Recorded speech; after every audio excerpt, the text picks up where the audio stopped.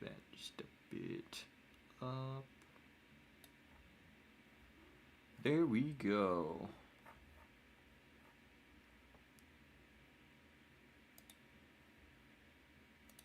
And we are live.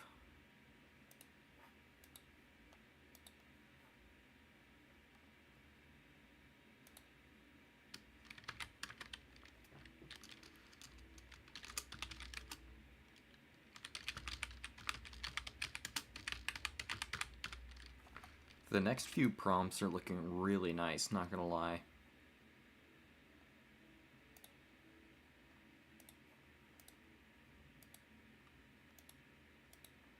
Alrighty, now I can start blasting music. Again, shout out to DM Dokuro for having dope music that I could play without getting smitten by UMG.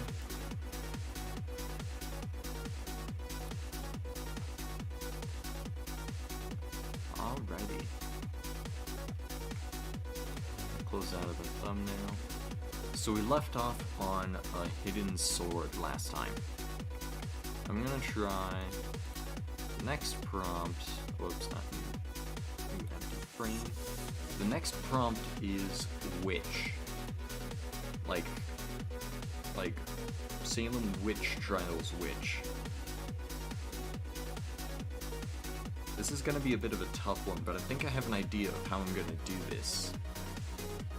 There's this gun in Enter the Gungeon, which is called the Witch Gun, and basically it has like a really cool, I almost want to say like Victorian design, where it's like very gold and like very rustic, coppery. Throw in a pinch of what's it called? Rustic wood, rustic leather. I'm gonna try something like that, but first we're gonna need a dark background color.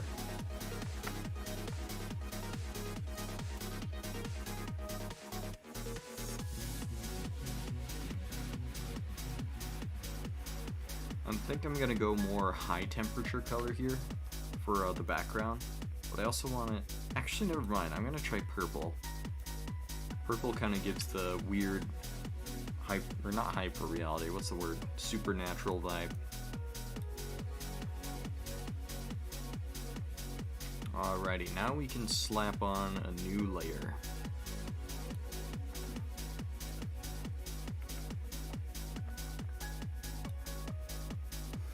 What's a witch sword gonna look like? I was thinking of incorporating like a cross in the hilt and handguard design. Hold on.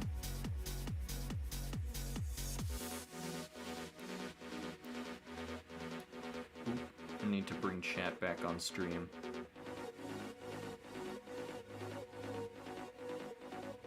Alrighty, we're back. Hey, sup Nate? Welcome to the stream.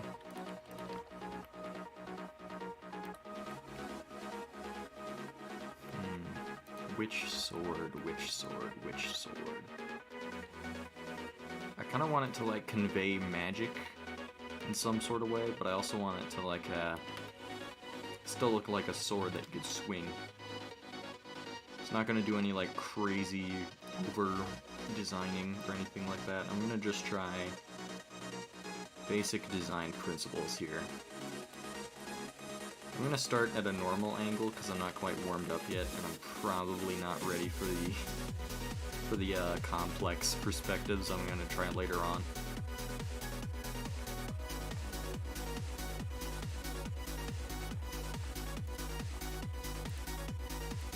Oh, I forgot to turn off non-continuous. I'm gonna try a simple blade for now. We can try like etching onto it maybe, like a bit of runic design. For now I'm just gonna stick with a simple blade. What I want to work on right now is the handle, oddly enough. Usually I do the handle, or not handle, hilt, handguard, whatever you call it. I want to work on that because I think there's a lot we can do with this. I don't want to reuse the same colors, so I'm going to go for more coppery colors. still gonna be implied to be gold, but it's gonna be like dirty gold.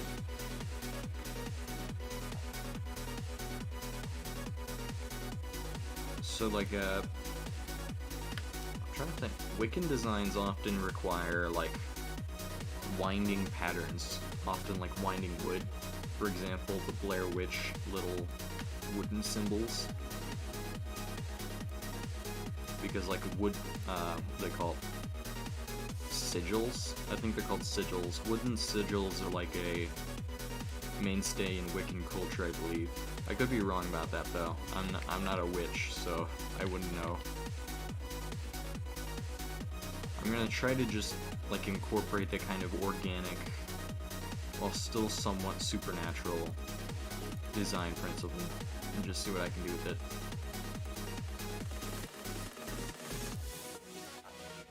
Also, forgive me for my like really destroyed voice. I woke up very sick today. I don't know why. I tried using some tea, hopefully clearing out my sore throat, but nothing's working so far. Just gonna have to bear with me for now.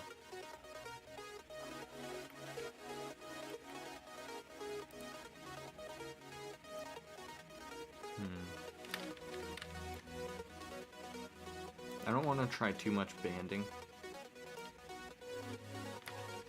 No, not quite like that. There we go.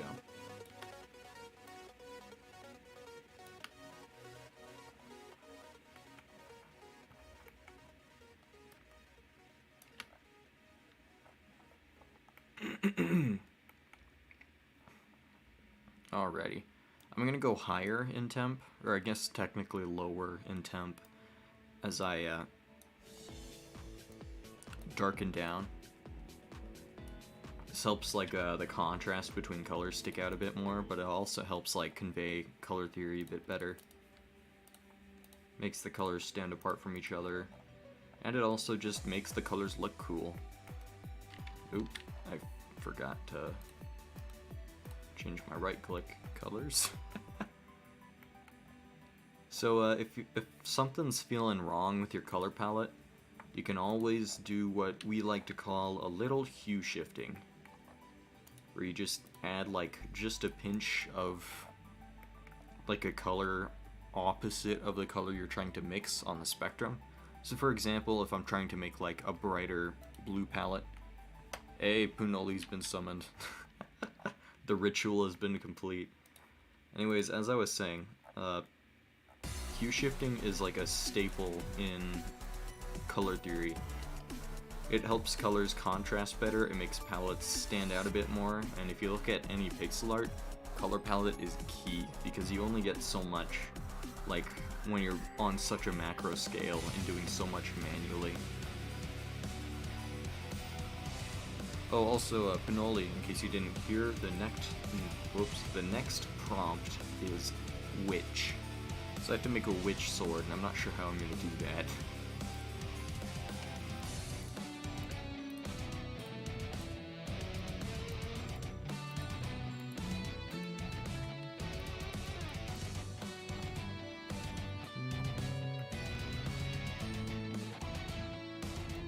A broom?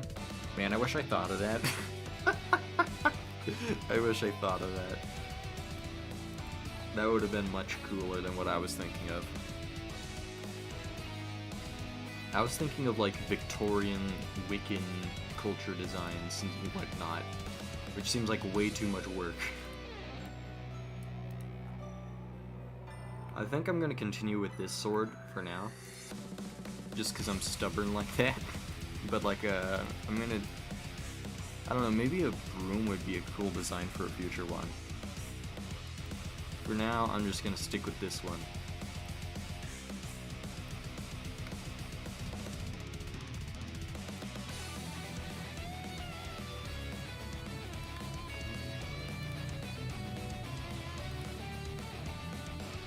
Oh yeah, that reminds me, I forgot what the song was called. It was like a big thing in Beat Saber because it was like the hardest song on Beat Saber for a while. But it was called like Reality Check Through the Skull or something like that.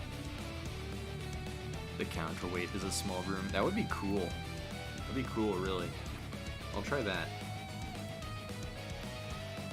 but like the song is like an Undertale remix, but it's gotten like millions of views on like Beat Saber community videos and whatnot. I find it really funny that like DM Dokuro, the same dude who made the Calamity Mod soundtrack, just made like one of the most viral songs in the Beat Saber community as well. It's a small world after all. I'm gonna save the etchings for the bottom.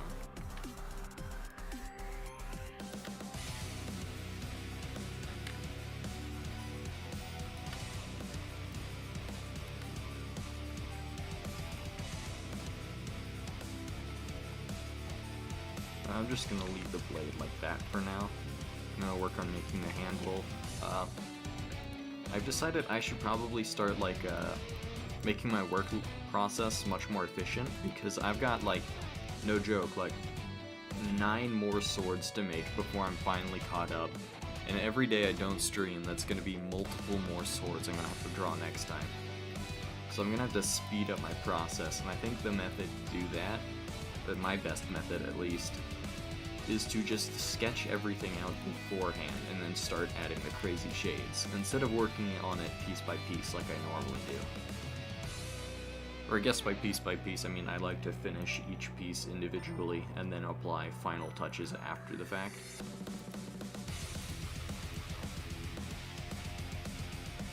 Alrighty, now I'll grab my, what? I guess I could go for more red wood tone. Or I guess the term would be like leather tone.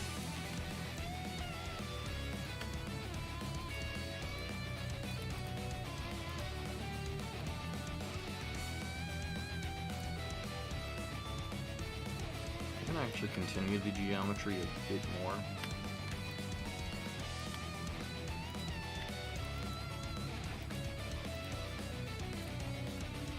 I'm gonna just add a little handle notch.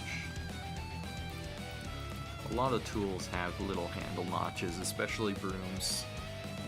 Or at least they do in like the Victorian era and whatnot, because it helps you like sweep with like a more balanced weight, I guess you could say.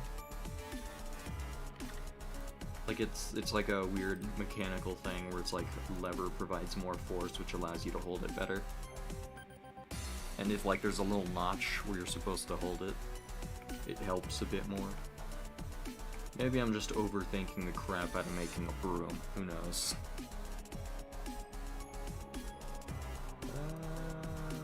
Rate or decrease the temperature a tad. Desaturate as you go down and left on the palette. No, I'm just gonna...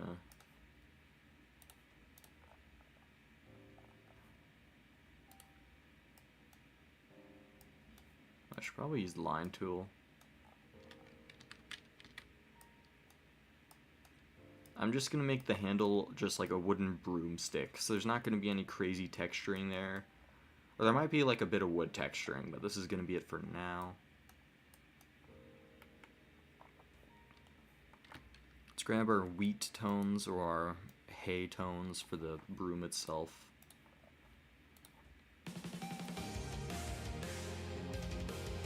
Hey, it's the old Duke's theme. This theme goes hard.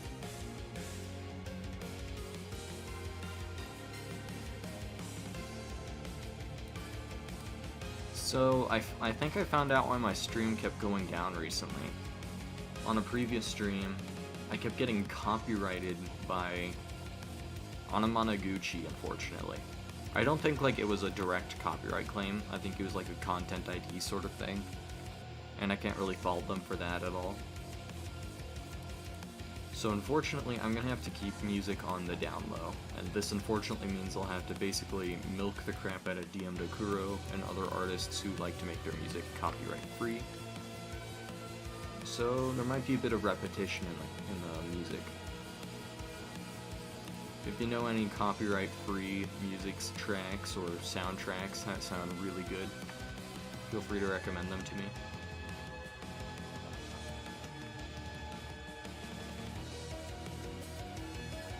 we lost a real one today. I think I can still play some of Anamanaguchi's songs, but I can't play a lot of my favorites, unfortunately. Thankfully, Blackout City is still on the possibilities. I don't believe Anamanaguchi has copyrighted or content ID'd on Blackout City, which thankfully means I can still play my favorite song. I should try NCS. The issue with NCS is they actually, like, sometimes UMG will deliberately go to their videos and copyright a bunch of songs that people like to use a lot. So people will, like, go out of their way to essentially take trademarks, or not trademarks per se, but they'll basically, like, license certain songs that are supposed to be copyright free, and then they're not copyright free anymore. So it's almost like a trap sometimes. Like, we can still play some NCS, I have to be wary about what I choose. I think Approaching Nirvana is off the table. Maybe a bit of Tobu. Yeah, screw UMG. UMG can suck my nuts. They just do nothing but license music and steal people's money. Like, under people's noses too. It's so dirty practice. I hate it. It's almost like loan sharks in a way. It's like they're not working for anything, they're just like messing with the legal system to make people mad and to milk as much money as possible.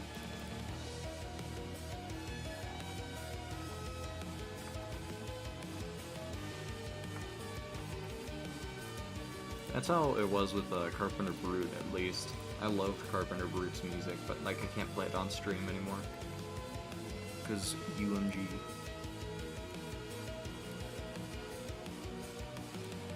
Saturate it a bit. Actually, darken it a bit. I don't want the hay tones to be too contrasting. I'll apply this to like very small highlights and then add a bunch of midtones, because creating grass-like textures without creating a ton of noise is really difficult. Actually, you know what? I have an idea.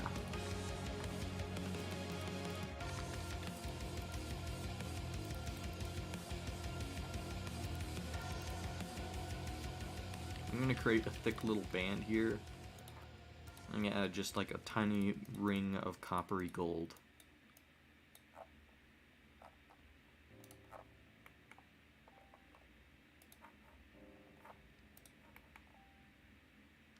I'm gonna get rid of that one pixel right there.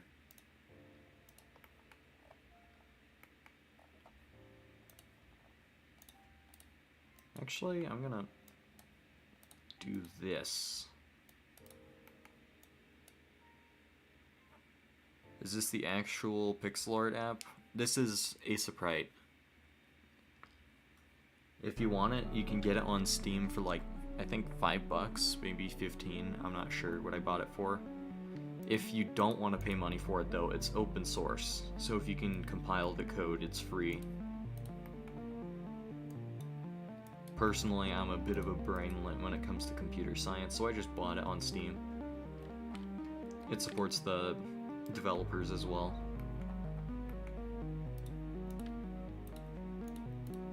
Shout out to all the open source programs out there.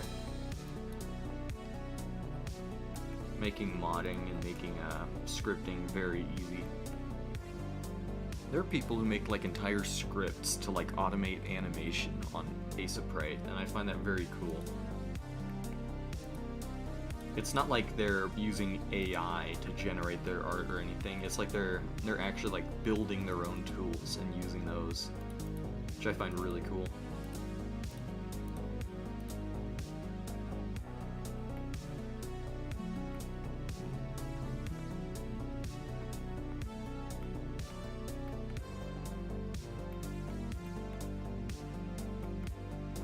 Alright, now I'm going to start slapping some midtones around, maybe removing some of these little shades up here.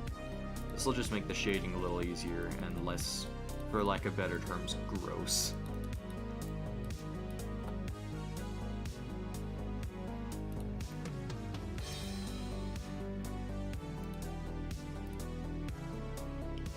move it a pinch this way, and a pinch down, and less saturated.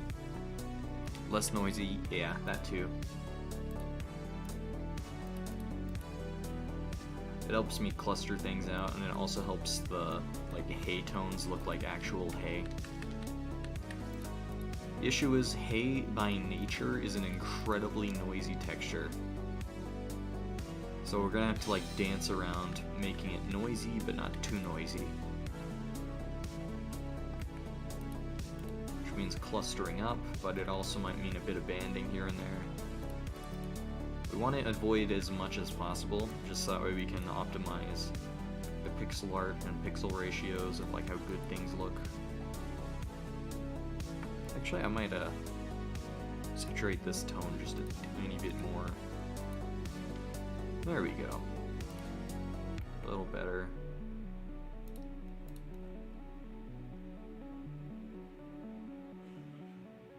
You know, I'm actually gonna redo this. I'm gonna quickly delete all of this real quick. I'm gonna save the colors actually. I'm gonna just move it over there.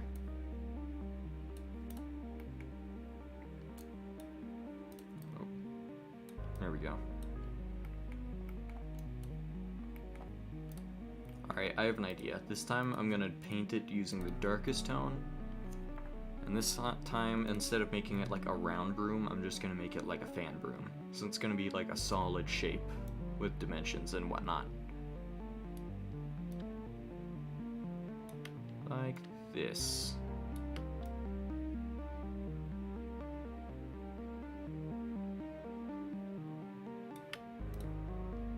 Actually, I'm gonna just shorten each side by a couple pixels. I'm gonna make it go in kind of like an arrow feather for now. Oh, I forgot about non-continuous again. Alright, now we can start adding like... Actually, I'll add textures when we do the lighting.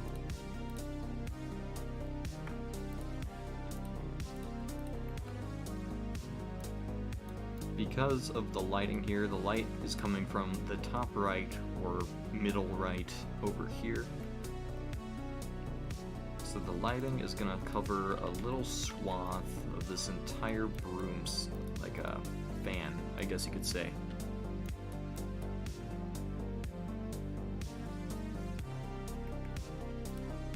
Now we blend and feather it out. Oh, Dimitri dithering. Ooh, I'm resisting the urge to Dimitri dither so hard right now.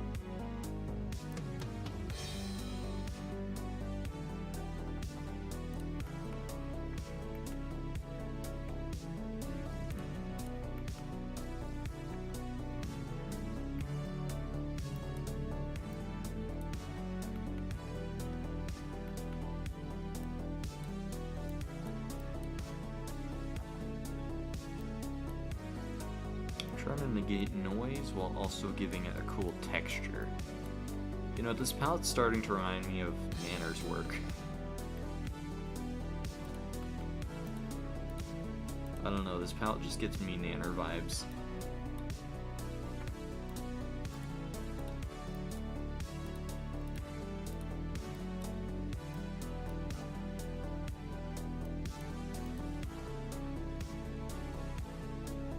We're gonna definitely expand the shape itself down a bit here and there. I just want to make sure that the lighting is on point beforehand.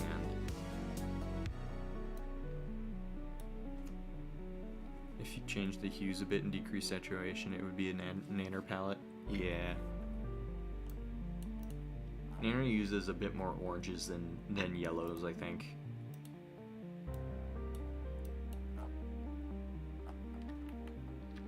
Actually, you know, I'm gonna try clustering these. There can be a bit of like noise in between them, but I think clustering up could be very good. Doing some wolf clusters here and there.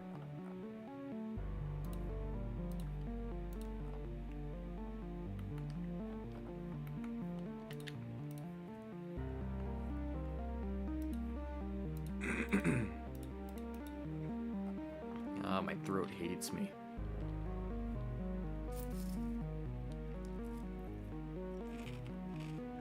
I can only drink so much tea until my throat is just like sick of tea.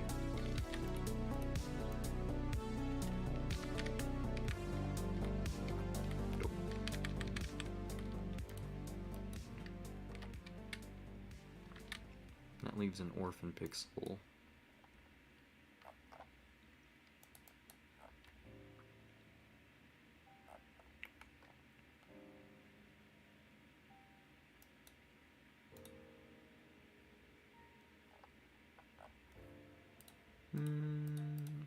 Erase that.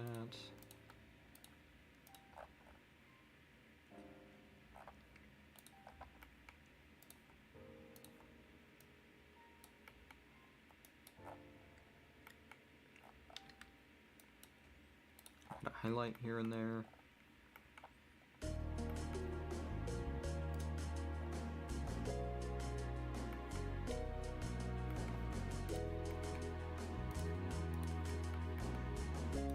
Yo, hot take, because like I know a lot of people hate water levels in video games, but I love aquatic areas in video games. I don't know why. Maybe I'm just a big fan of Subnautica or whatever. Like the Void and Calamity mod. The Abyss goes so hard.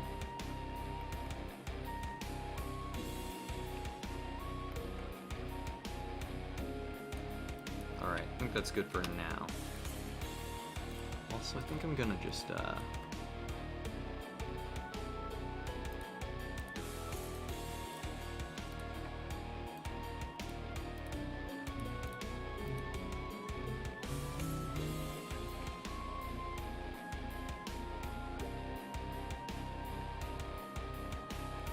alrighty.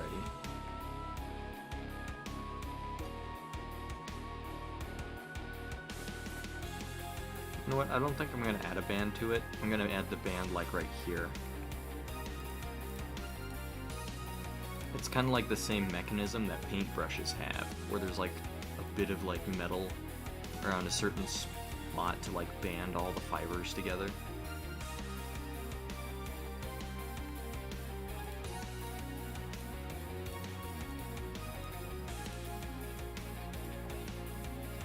I literally just copied the same band twice, oh well. At least the perspective's consistent. Somewhat.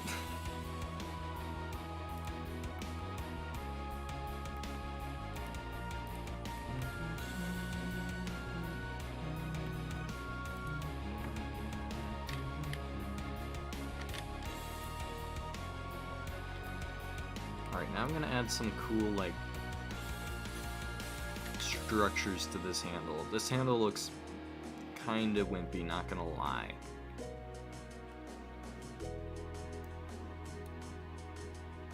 Let's bulk it up a bit, give it a bit more ornamentation.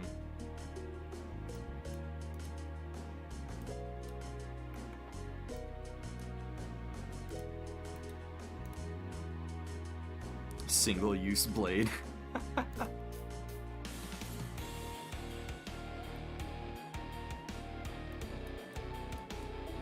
I remember watching Skyrim videos and like I saw some dude with a glass sword. I'm like, bro, what are you gonna do with that? You swing once and it's gone.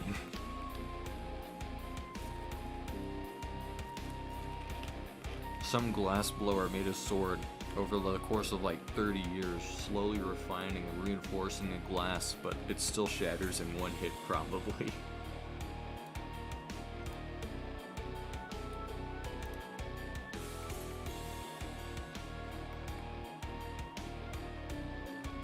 Hope it makes the Lego breaking effect.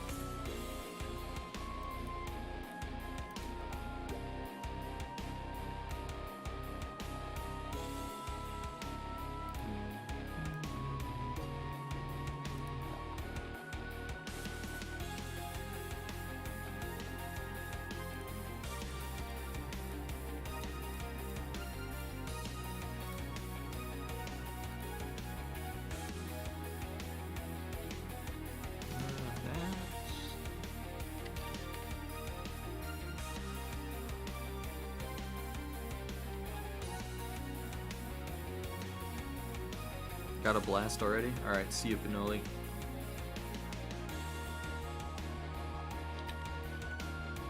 Ciao. Have a good one.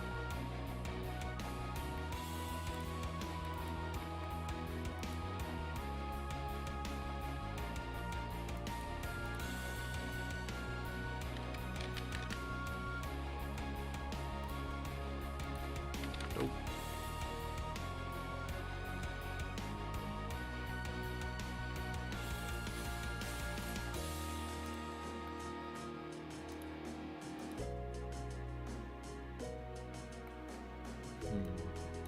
I'm gonna add just like a couple darker structures in the background here.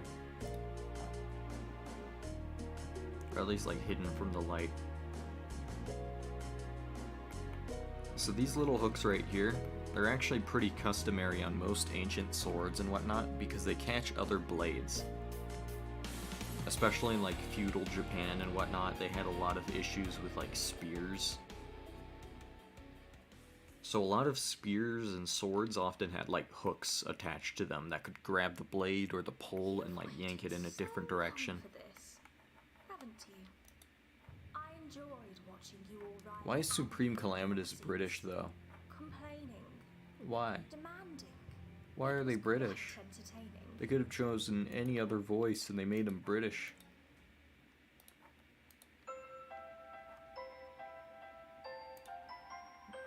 Alrighty, playing some Deltarune music now. Alrighty, I think we have the general sword design. Now we start going crazy with the shading. So for one, we're gonna grab our golder tones. Most things like metal, you wanna make the palette less saturated at certain points. But it's a very intricate dance of like trying to keep the palette saturated enough to where it's pretty, but also desaturated enough to where it looks like actual gold and not like it's made of butter.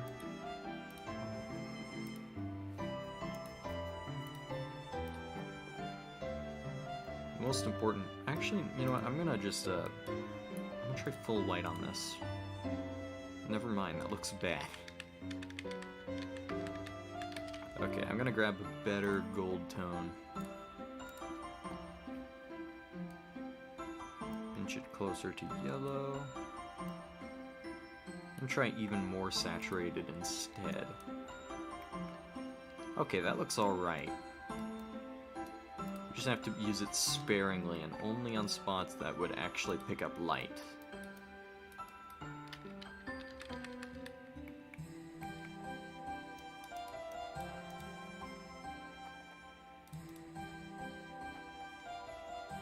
Just the tip of that hook, maybe.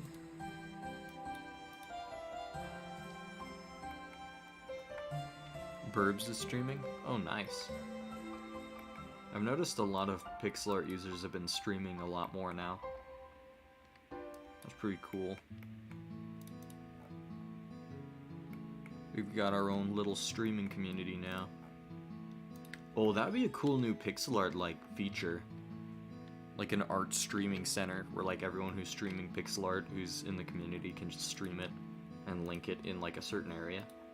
That'd be really cool.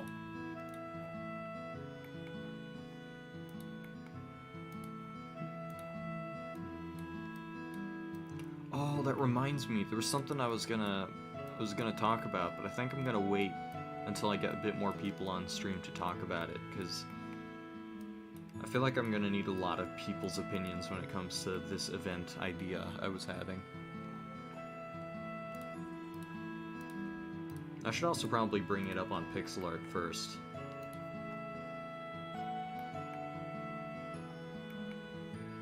Basically, the idea was that instead of doing like a Secret Santa event like we always do, we could do like a Secret Santa in combination with Flea's old yearbook project. Or we could like draw people's yearbooks. Or not yearbooks, what's the word? Yearbook portraits. And basically finish the thing that Flea can't at the moment, because, you know, they're in the Navy now.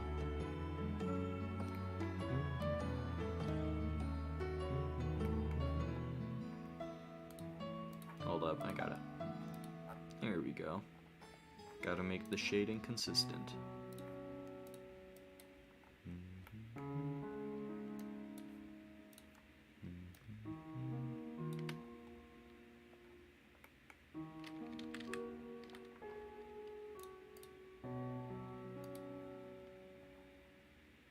Sounds cool. It could work, but we just need like a couple more people involved. It can't just be me hosting it, because I'm for sure not going to be able to host it. I have a bad record of hosting events and them just instantly dying.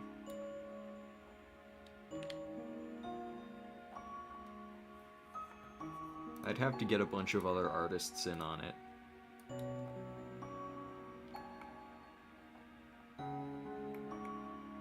We'd also have to get permission to use Flaya's old work, which I'm not sure they're able to do being in the military.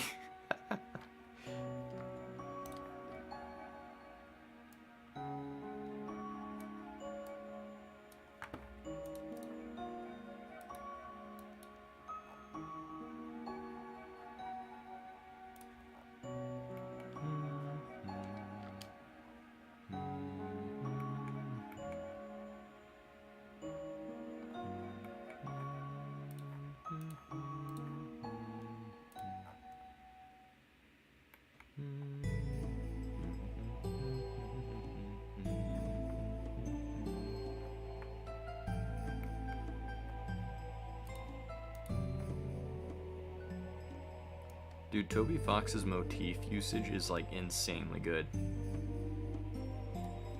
Like every other tune is something that you've heard from a previous like event. Really masterful.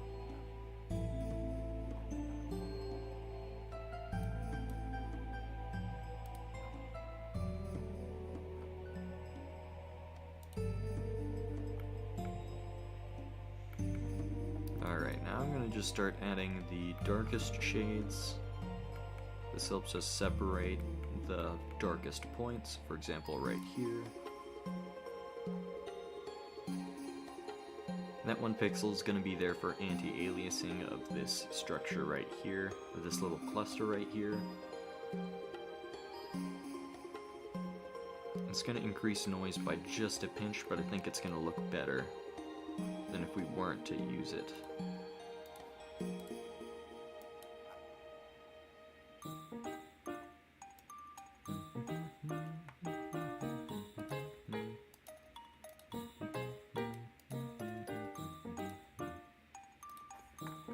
Alright, now I'm going to start adding the super highlights to the gold.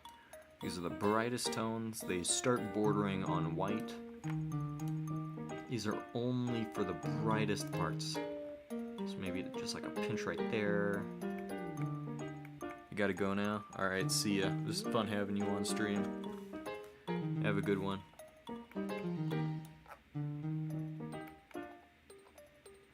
Super highlight there.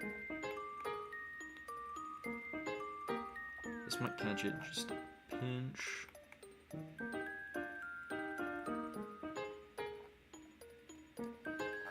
Maybe right there. Yeah. And this.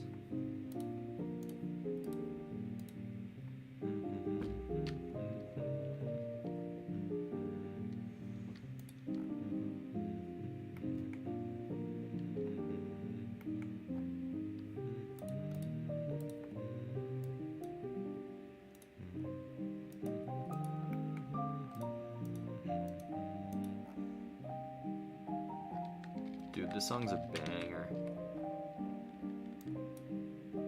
I love playing this like after a long day. I used to play it during like school hours of senior year. Because like after doing a massive test that just like took the wind out of me, I could just chill and relax to this song because it's like chill and relaxing.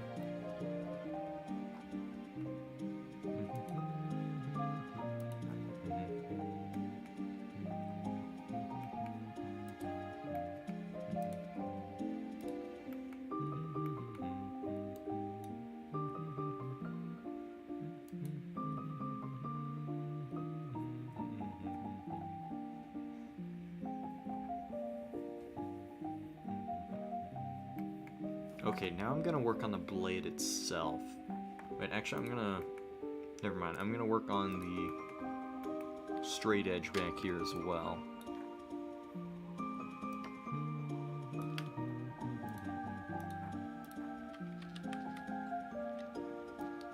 I'm gonna make this 3 pixels the main highlight, and then everything else on this comes from that.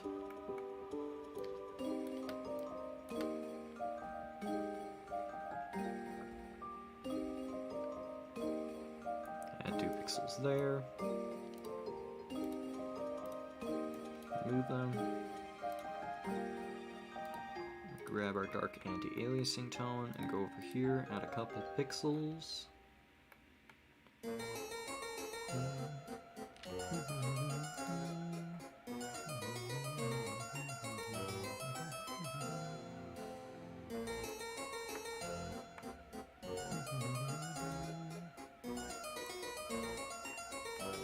Alrighty.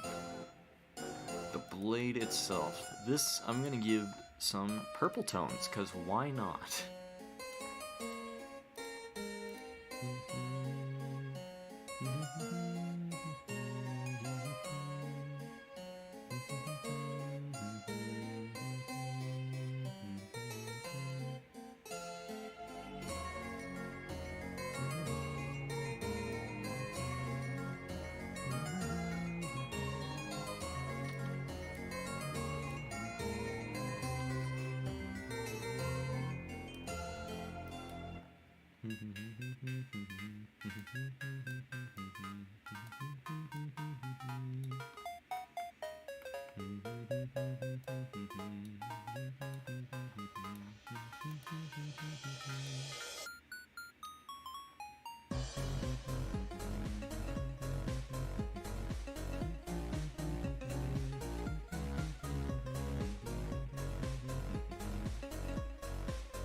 This song goes so hard.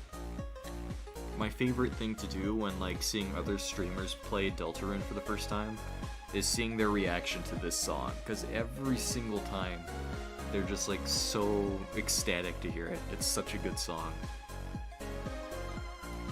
It's like the moment they step into that area of the game, their day gets brighter. I love seeing it. You love to see it.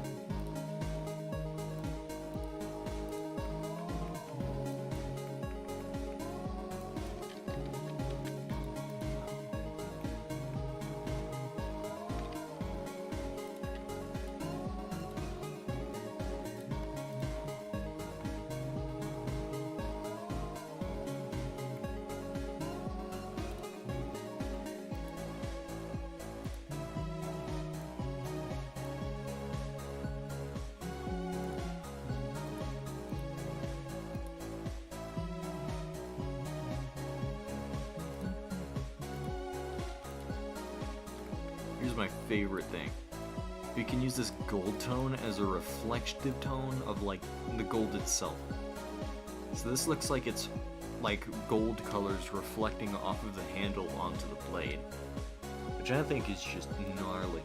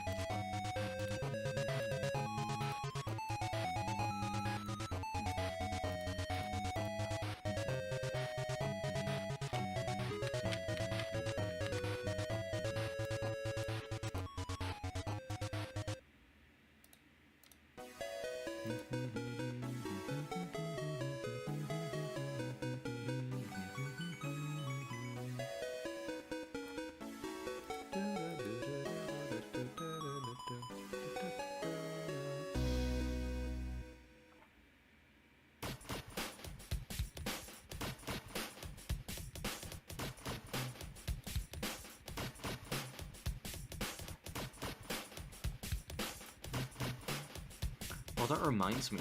There's already Deltarune Chapter 3 spoilers coming out. I'm calling it now. Deltarune Chapter 3 is coming soon. I'm kind of excited for that.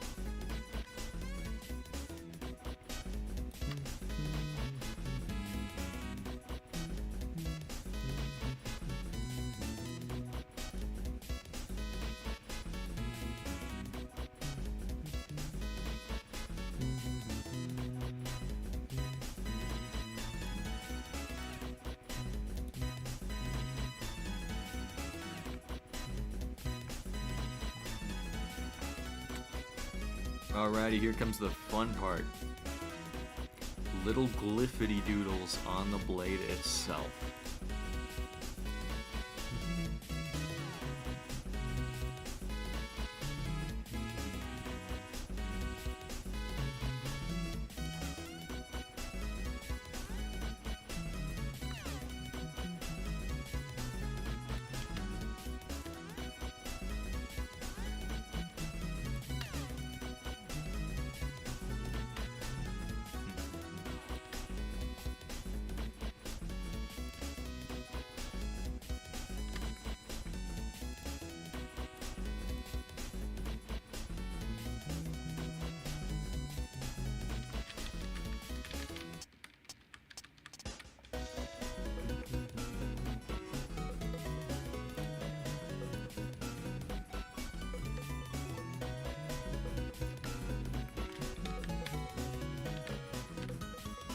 You know what, I'm actually not gonna add a mid-tone here. I'm just gonna get right to the funny glyphs and whatnot.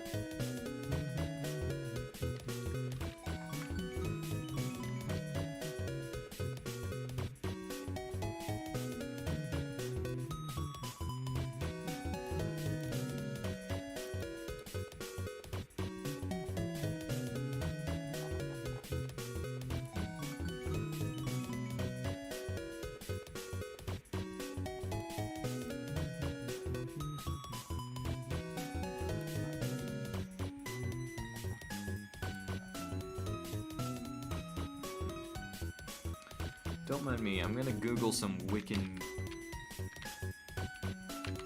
Let's see, spell Wiccan right, W-I-C-C-A-N. Wiccan sigils. I just need to... I'm not a witch, I'm not a witch.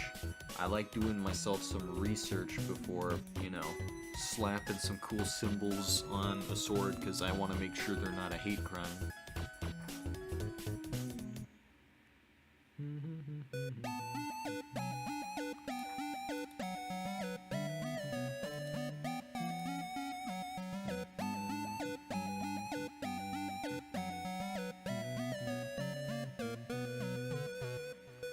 Okay, so that's the symbol for power, that's the symbol for fire. Man, Wiccan symbols are really weird. Like, every single different sect of Wiccan beliefs have their own entire alphabet of sigils.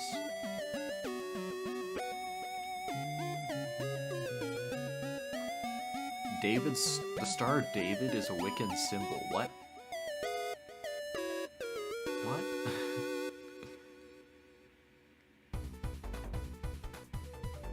The Ankh male-female symbols were also Wiccan. I don't know what's going on here. I am just a confused man in a world of witches. Alright,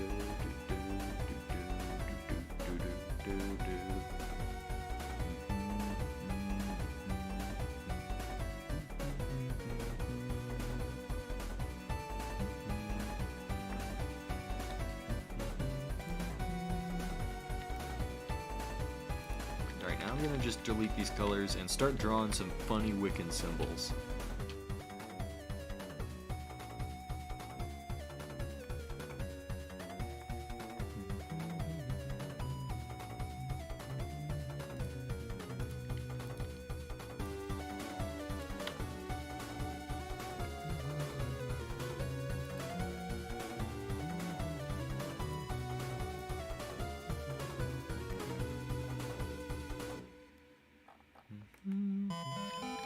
Aw, crap, I used up my blue tone. No. That's fine, whatever. Just, Okay, so sword is a symbol in Wiccan culture. And it's literally just a diagonal drawing of a sword. Let's go. I did research to find this out.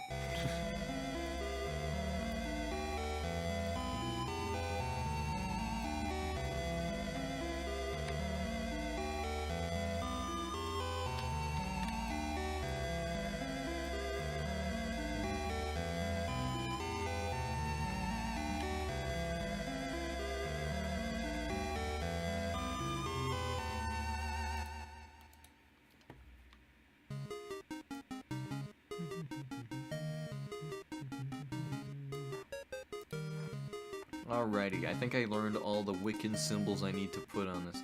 You lied. Welcome back, Pinoli. The Pinoli soul summoning ritual has succeeded once again.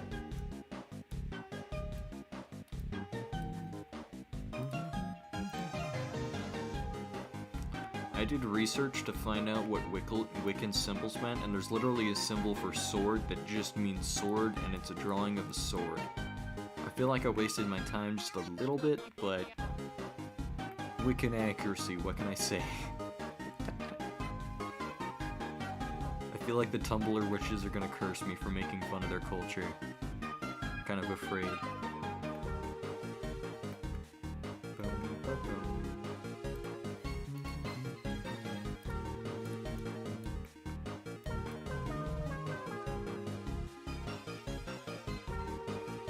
Alrighty, there's another Wiccan symbol I wanted to add. Where was it? Wand.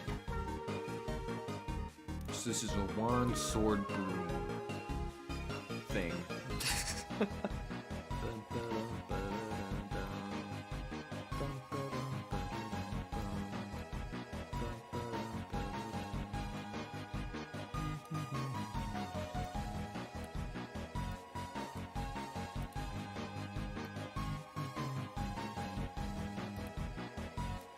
Wouldn't you know it, the Wiccan symbol for wand is a tiny drawing of a wand.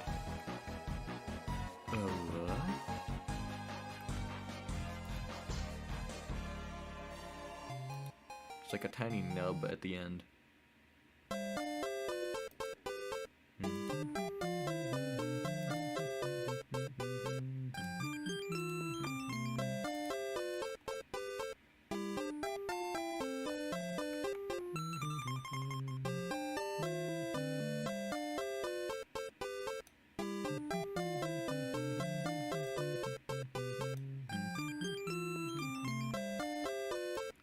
Alright, next tone's gonna be kind of a hot pink.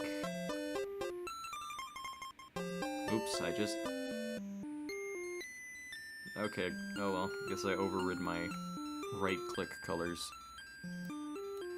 Hold on. Forgot what the last symbol I was gonna do was. What the heck?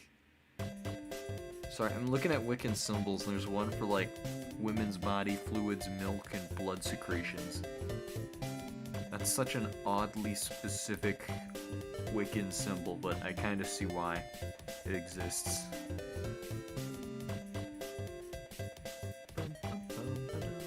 Here before Santa Claus copyright strikes my video. The symbol for Scourge is literally money on a diagonal.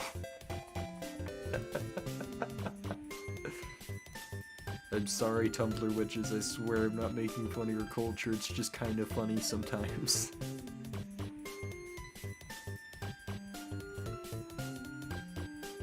Crap, where was it?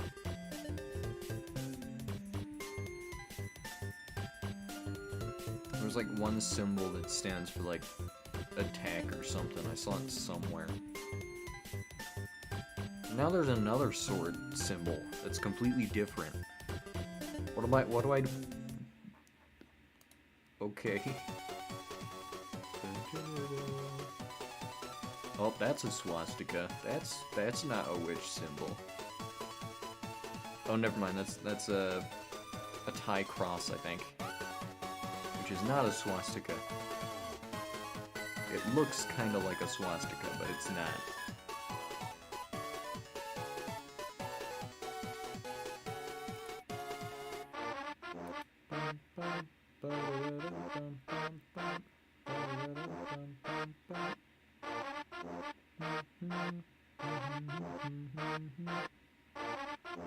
You know what? Screw it. I'm gonna make up a symbol. I'm tired of finding one that will fit on the sword and make sense. I'm gonna draw an arrow.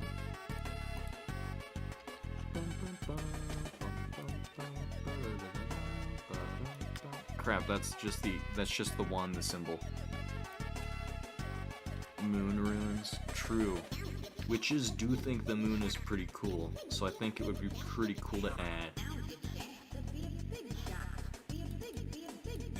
The issue is if I can actually draw a moon.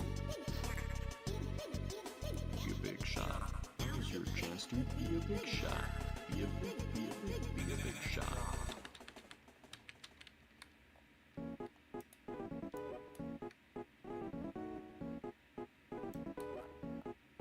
And I'm gonna erase that tip color. I think I messed up the crescent a lot.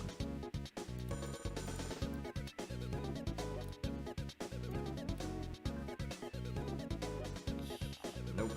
I keep messing up the crescent. I keep making it like too thick.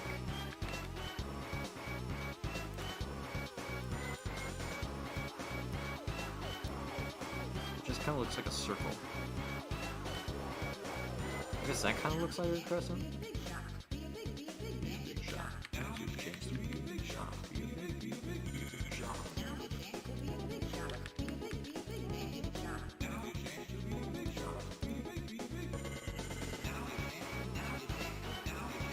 You know, I'll take it. I'll just add the darker color and...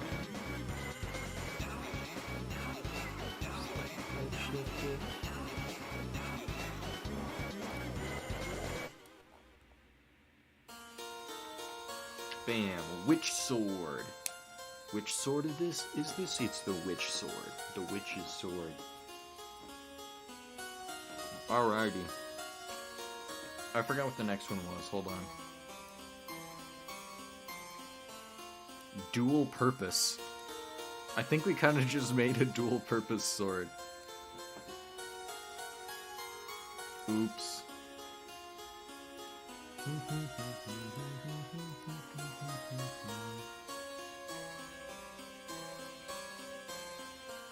Yeah, the Queen's music does sound kind of Wiccan.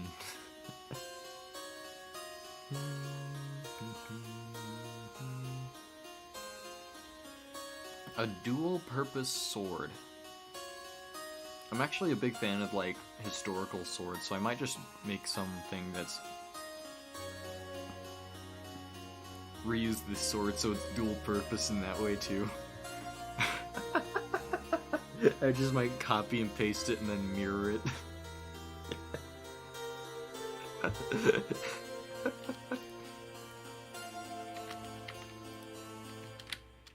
Whoa! Whoa! That was the fastest dual-purpose sword speedrun you'll ever see. Whoa! New sword. Do not steal. Bum bum bum bum. Bam! New sword. Broom sword. 10 seconds. Let's go. That's gotta be world record. World record, sword, any percent, witch, and dual purpose. In all seriousness, I'm gonna make something else. So one of my favorite historical weapons is a dagger known as the Swordbreaker, which is a dagger that has like notches carved in the background that are made to catch blades, hook in the fullers, and cause you to like be the perfect position to wrench the sword out of the opponent's hands, or even, in its namesake, breaking the swords. Because back then, swords were crap. They would shatter at like the slightest pressure to the flat side. They did not know how to like elastically treat it with oil yet. So it was just like crude iron. So I might make a giant Swordbreaker sword. Think you've seen it before? It was on a viral Shad Diversity video.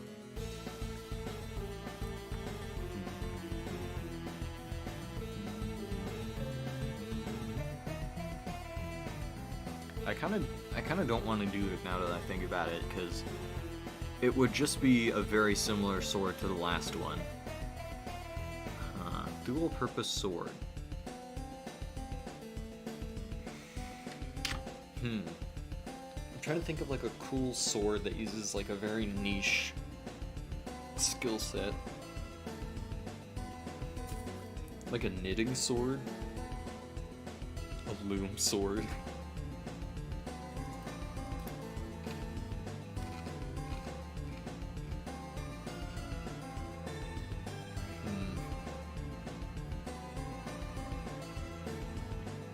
What if I just made a sword pickaxe?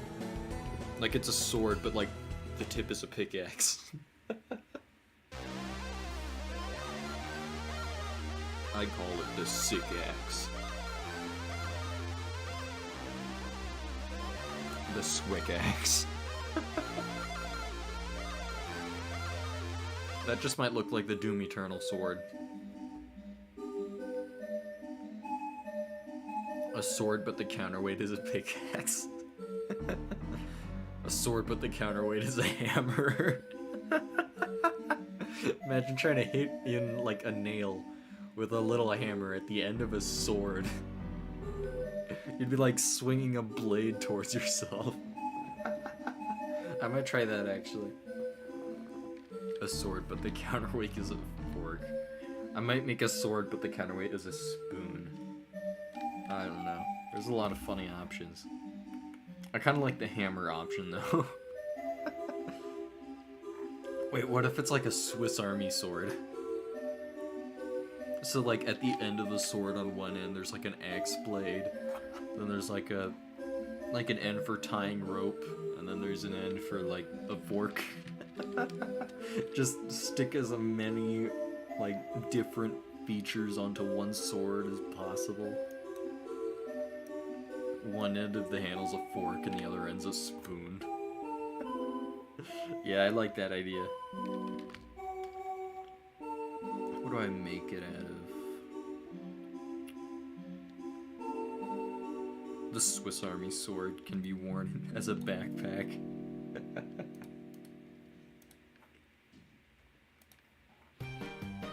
That sounds like it would make a great, what's the word? Live TV advertisement. Now introducing the Swiss Army sword. You can cook with it, you can mine with it, you can craft with it, you can play video games with it, you can eat with it. You can even detonate thermonuclear bombs at the swing of your hand.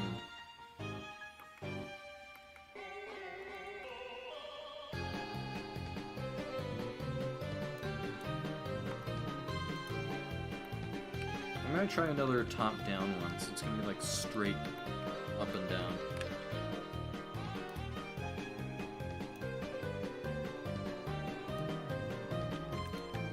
You know, I'm gonna try a customary, just like sharp-edged sword, like a pointed sword. It's been a long time since I've just made a normal-looking sword.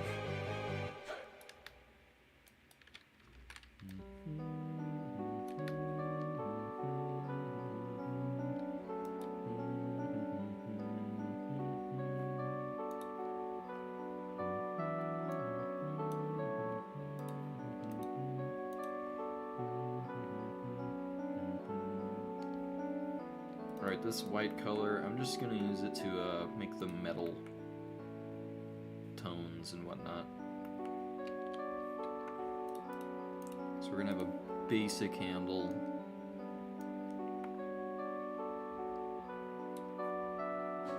For now.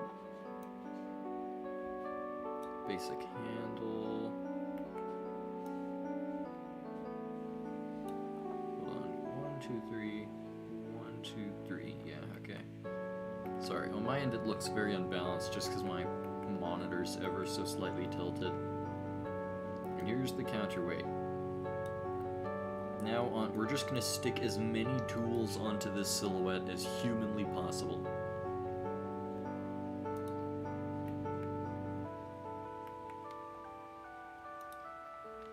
Oh crap, I just realized I forgot to make the background a background.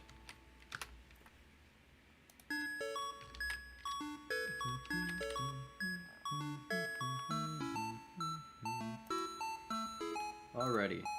So I'm gonna have a rope hitch right here. Oh, come on.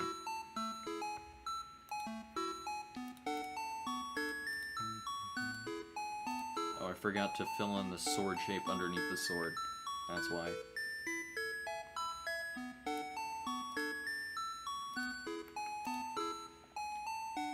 Okay. So rope hitches require like 2 hooks, an empty space in the middle.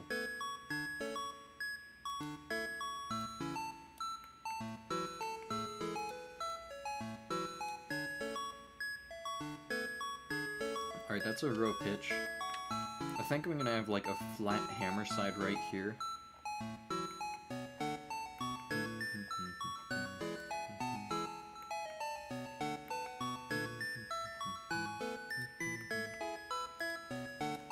Little hatchet blade like right here.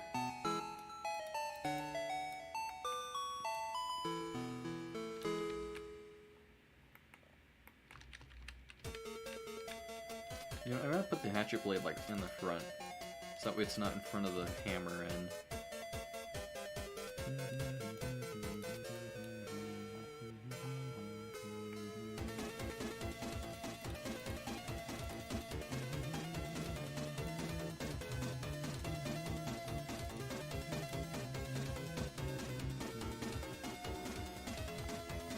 Alright, so rope hitch, hammer edge, hatchet.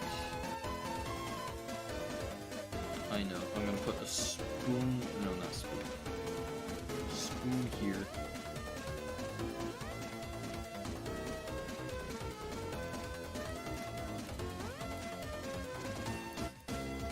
Fork here.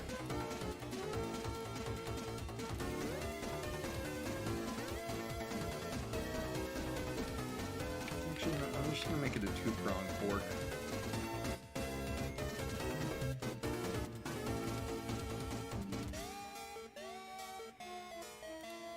What if I put like a whetstone in it? A whetstone inside the sword that you can't use on the sword itself because it's part of the sword. I'm gonna put that on the side of the blade, like up here. That sounds fun.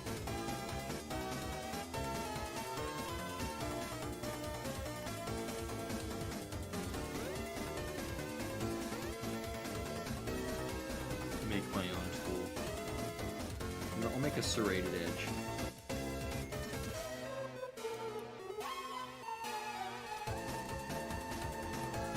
That's for like sawing and whatnot. And it also preserves the sharpness of the sword for carving wood.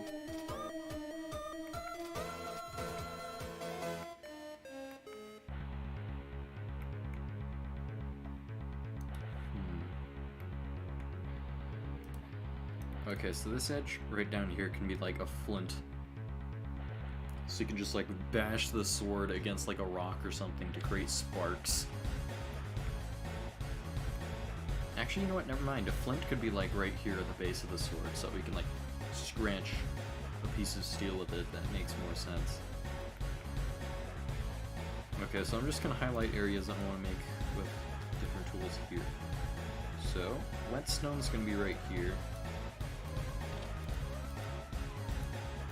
what stones like to be in diamond shapes.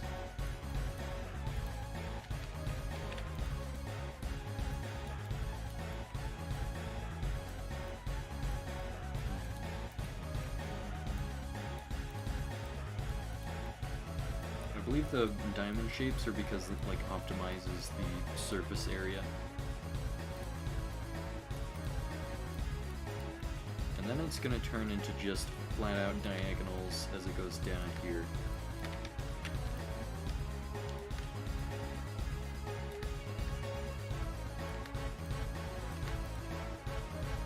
So that's gonna be a whetstone.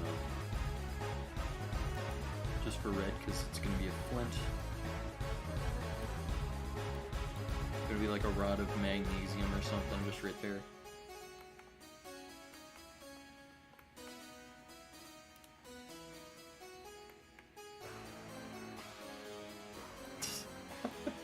I can make the end a bottle opener. Cracking open a cold one with the boys. Using my giant sword I bought at Target. This is like the ultimate mall ninja item.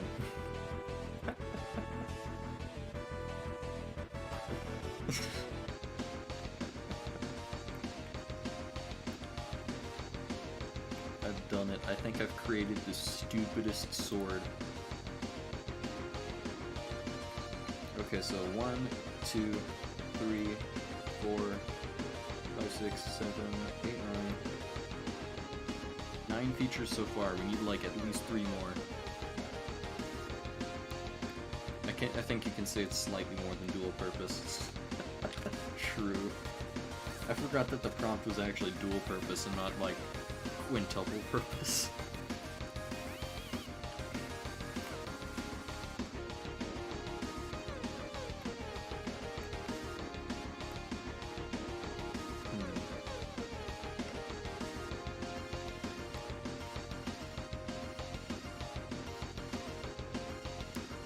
What are some things I can stick in a handle?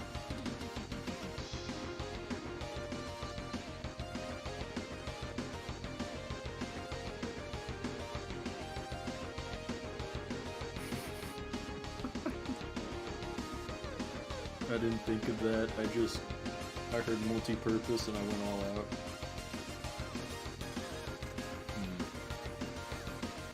Ooh, it could be like a match striker. Just like a box of matches just sticking out of the out of the counterweight. Wait, no, I can do one better. I can make the end lighter.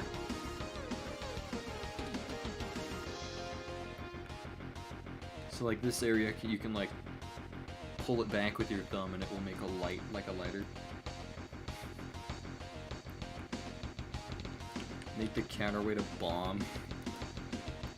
It's multi-purpose, not suicide bombing. I'm pretty sure that's not what I meant in terms of thermonuclear weapons.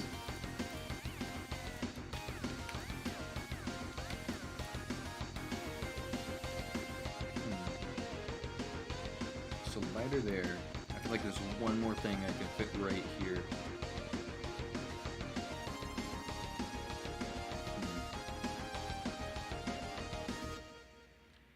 There was a pipe bomb in your counterweight. POV, the Unabomber made you a sword.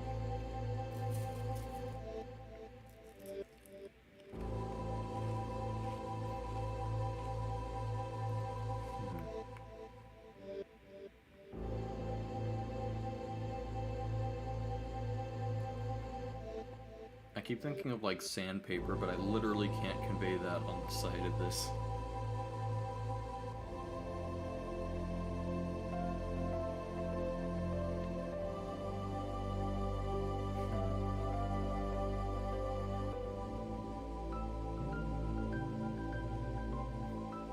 Oh, I know. A rope cutter.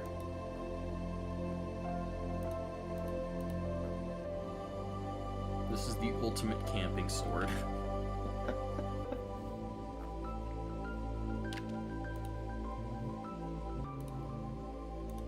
Alrighty, now I'm gonna delete those.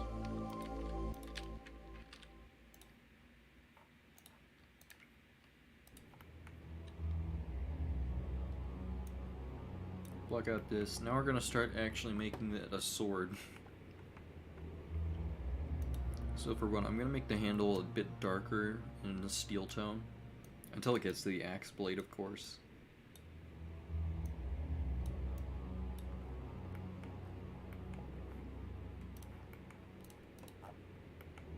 Boop, boop. Ba-doop. Grab our browns. I kind of like that desaturated brown. Oh, good grief. Oh. My brain is like gaslighting me right now. I keep like tripping out every couple seconds. Oh, it hurts.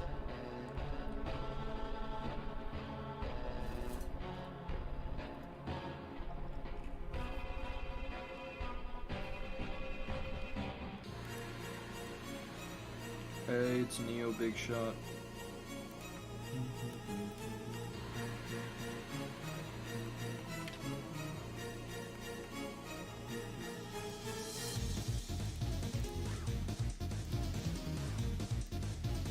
Alright, time for my favorite new hobby.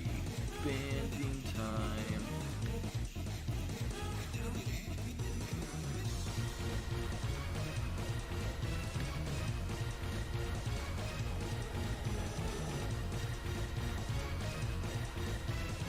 I should make a sword modules on the side. You can like switch out.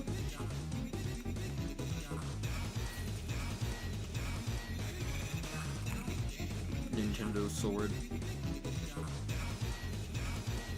The issue is, if like the sword pops out, you can't really like swing with it. Because hitting anything with any considerable amount of force would break that mechanism.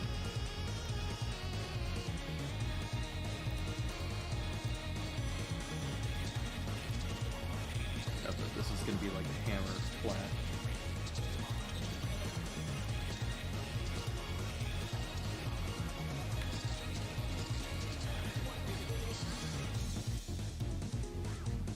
Single-use blade.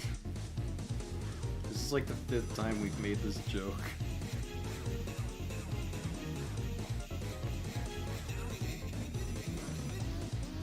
You know, I'm just gonna do the... I'm gonna do the whetstone first.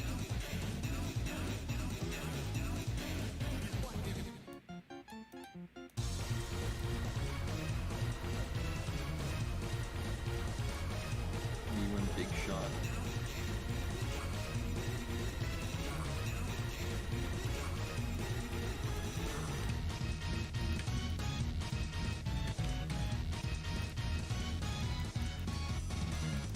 Alright, now we go on diagonals.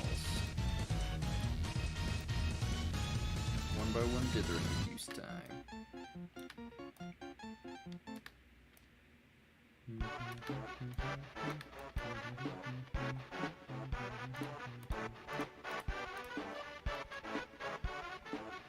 Now we can add a rod of magnesium.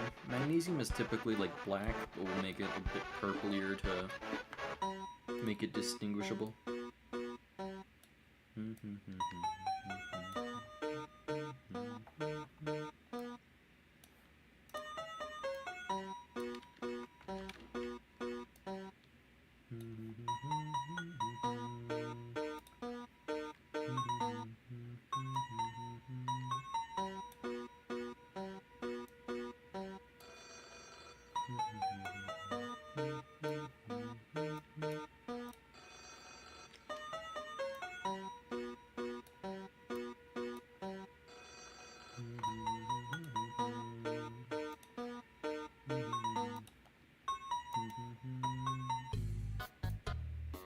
Sands.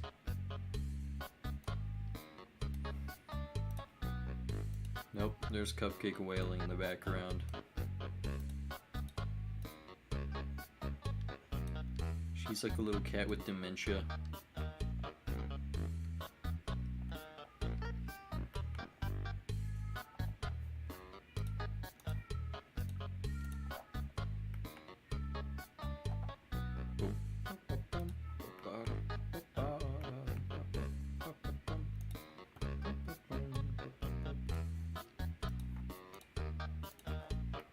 There's this one clip of like a streamer playing Deltarune for the first time. And they just go into a store, and then there's Sans. They just scream Sans, and their mic just peaks. Did I add a gleam on the previous sword? I forgore! I forgore! So, what's a gleam color I could just throw on?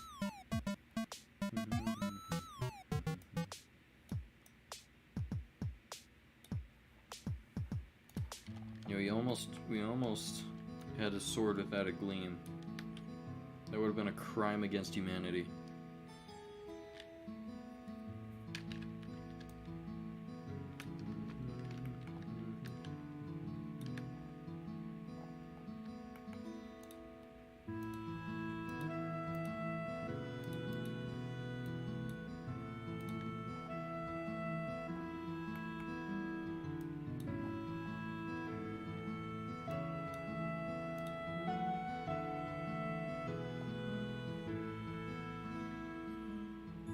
There we go. I went for a weirder glint this time.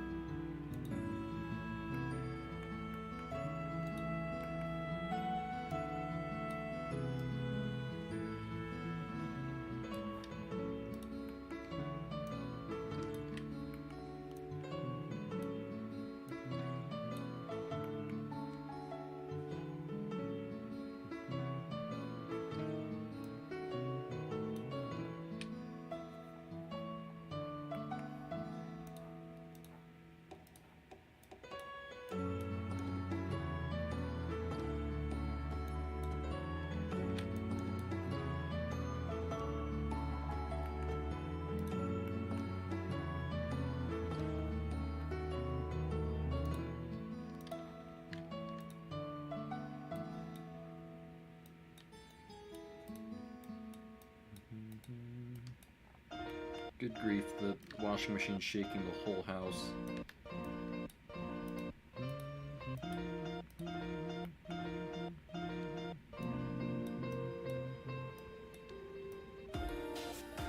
This song's a banger as well. This is the credits music.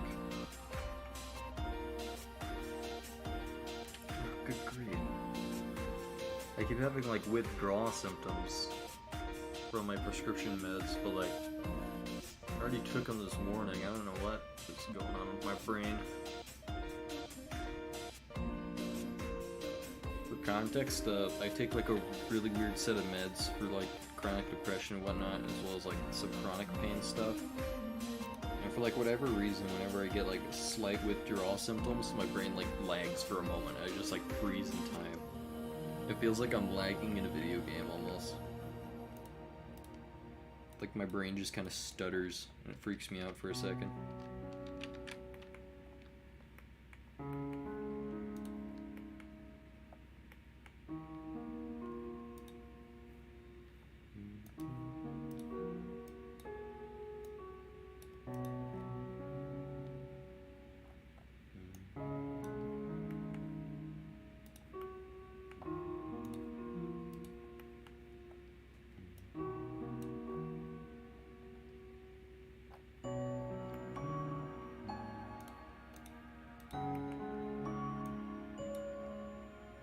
Alrighty. I'm gonna make a little shadow cast by the magnesium node.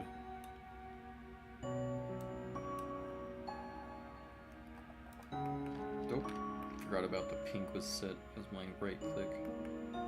So this like weird shimmer right here is supposed to convey that this is like popping up against, like above the magnesium here. So it's like less blocking light. Almost like the thing is like thicker than the rest of the sword, if that makes sense. Might look a bit weird out of context. Definitely gonna have to tweak it a bunch. Also, I just might delete those 2 pixels.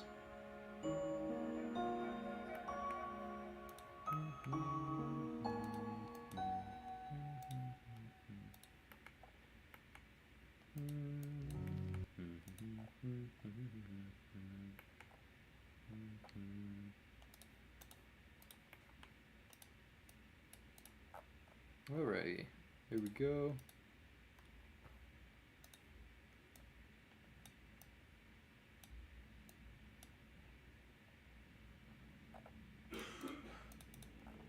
Sharpened axe blade complete. I'm definitely going to work on some anti-aliasing, maybe a bit of extra shading. I just kind of want to do it like in one fell swoop.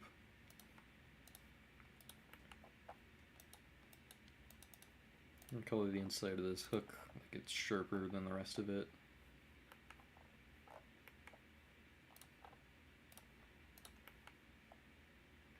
One tiny glint there. Bam. Geometric shading. Easy as 1, 2, 3.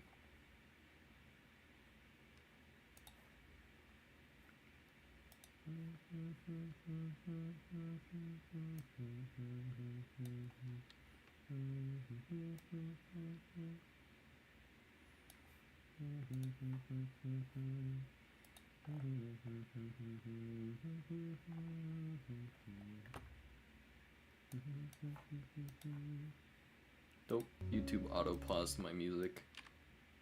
That's why it was silent for a bit.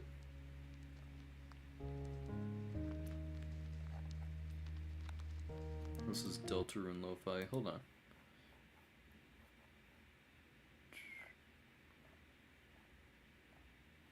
I'm gonna pull up astrophysics for a bit. Hopefully this will help wake me up.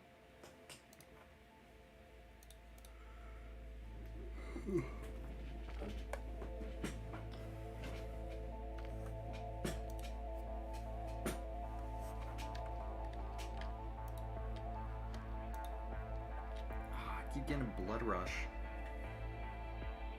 Oh, that hurts. Scribbion's sick, man. Oh, that hurts. Okay, I'm back.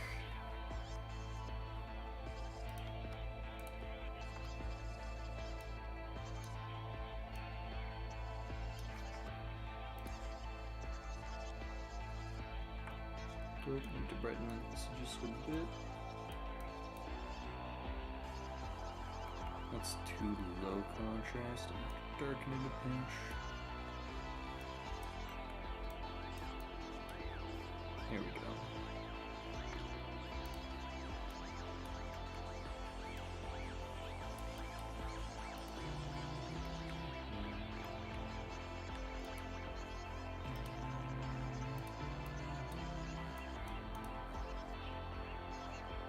Apply just a bit of shiny to the spoon.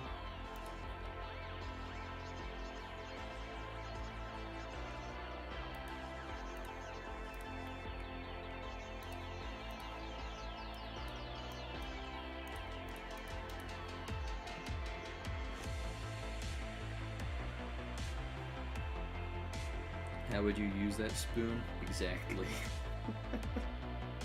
The answer is yes.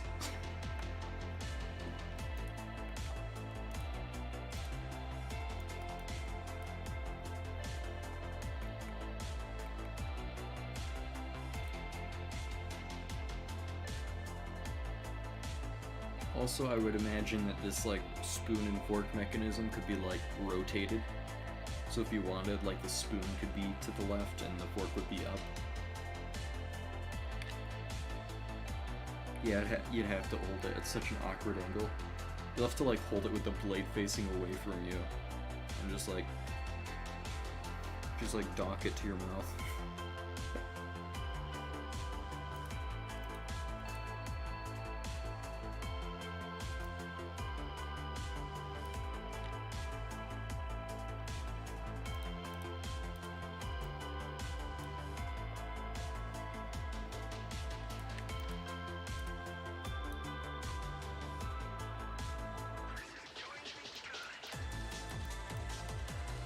Doing some Race Leonard shading right here. Your hands feel really slow right now. Same.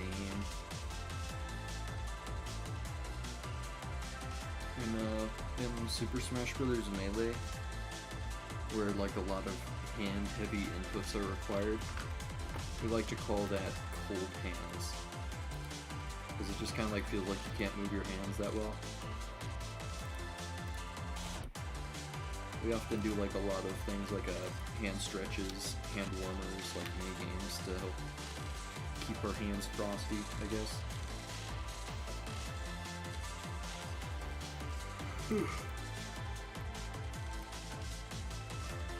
For like a really weirdly short period of the morning, I end up with like godlike warm hands. And then like immediately after I get cold hands.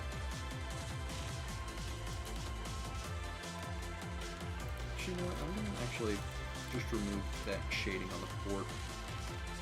Kinda just look weird.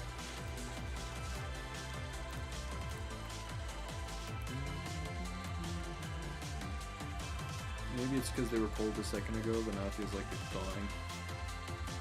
Yeah. I don't know why, but my room's just been completely freezing lately. You never see it, but like I'm always covered in blankets while streaming. My hands are really cold, actually. I might throw on another blanket. I think I also might have like a slight fever or something. That could definitely be causing me to be cold.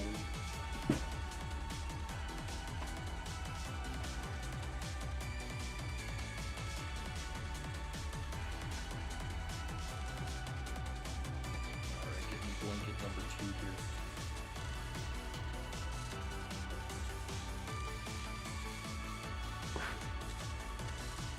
Where I live, for whatever reason, the fall is often colder than the winter. Like, there's usually more snow, more like rain and sleet in the fall. And then, like, the winters are just dry. It's getting to the cold part of the season right now. Midwest moment.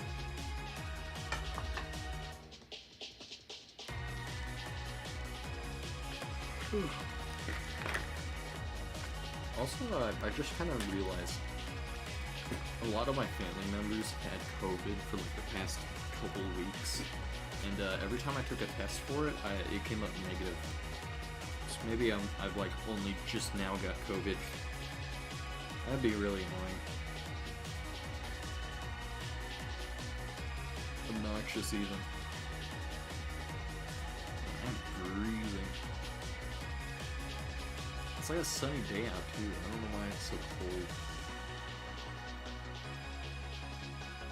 You had COVID exactly 1 year ago. Well, you got the antibodies now at least. It's pretty nice.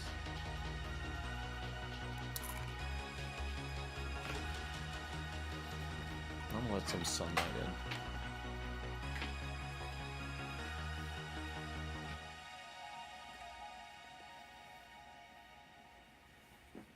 Yeah, I'm starting to feel the fever set in.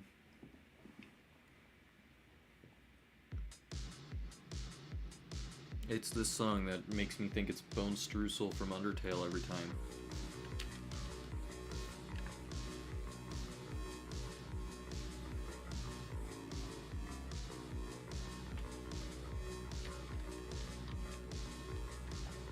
Grief, I am freezing my fingers off.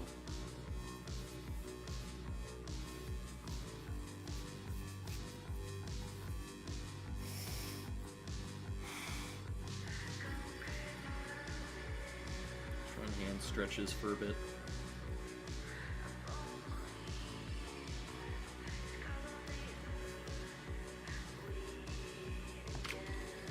I found out my brother, my older brother, is in college right now. Turns out he also really likes astrophysics.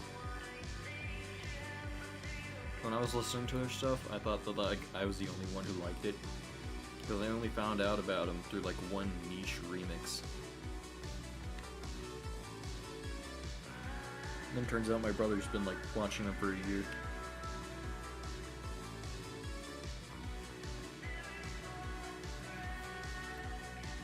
It's so weird. Like my entire family has like very similar interests in like very weird ways. For example, my uncle, he and I hardly spoke over the past like decade, unfortunately. he has a lot of real life stuff, and I kind of embarrassed myself in front of him as a kid, so I kind of can't look at him in the eye anymore. Like, when he came over to my house one day, I was just playing some Ants Canada videos on the TV in the living room. He's like, "You guys watch Ants Canada?" Turns out he's been into ant keeping for like the past, like, 3 years.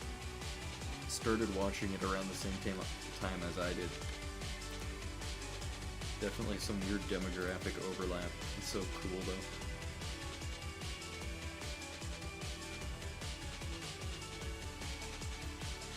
Family can just like be on the same wavelength all the time and not even realize it.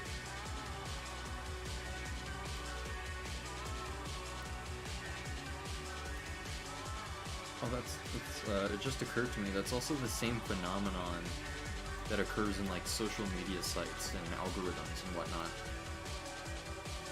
You'll notice, especially on places like pixel art that are niche little communities, almost everyone has the same interests. That's just because like the niche community attracts personality types that are attracted to other very similar media. For example, space. Dragon Key and I love space. Even though we definitely don't know each other, we're definitely not related or anything like that. It's kind of cool. There's like a lot of demographic overlap on media sites nowadays.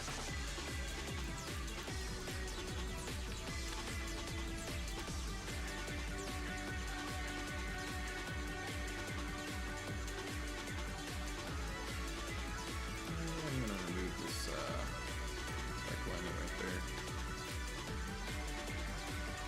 I kind of like using the black as like another shading color. I don't know if you've noticed that before, but I like to do that a lot, where I use the background color as an additional shade. Because I usually like black backgrounds, or dark backgrounds at least. Because they let me have a lot of free space to develop the sword and the shine and whatnot. I might try one on a white background sometime.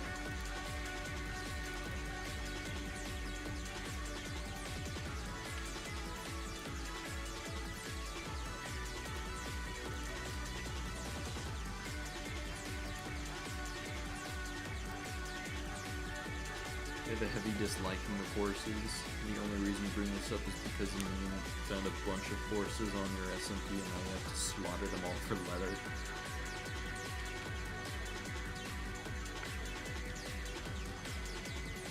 I think that they actually kind of removed a lot of the drop chance for horses to drop leather. I remember in like 1.3 it was like a 1 out of 2 chance, and now it's like a 1 out of 8. You have to kill so many horses to get like free leather. It's kind of like the same drop rate that like zombies drop. What's the word? Like their armor or items in their hand.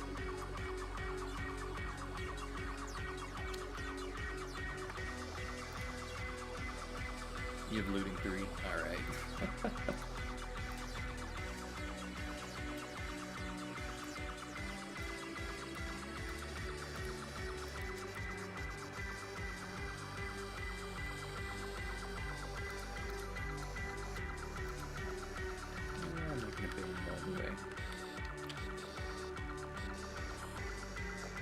Actually, you know what? I'm gonna...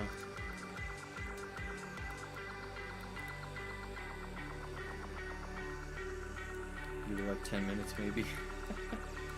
We're just gonna go on there and kill a bunch of horses right now. Just to get it, you know.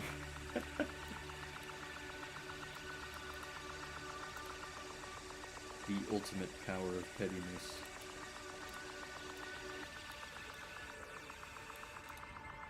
It's been a while since I've checked onto the SMP.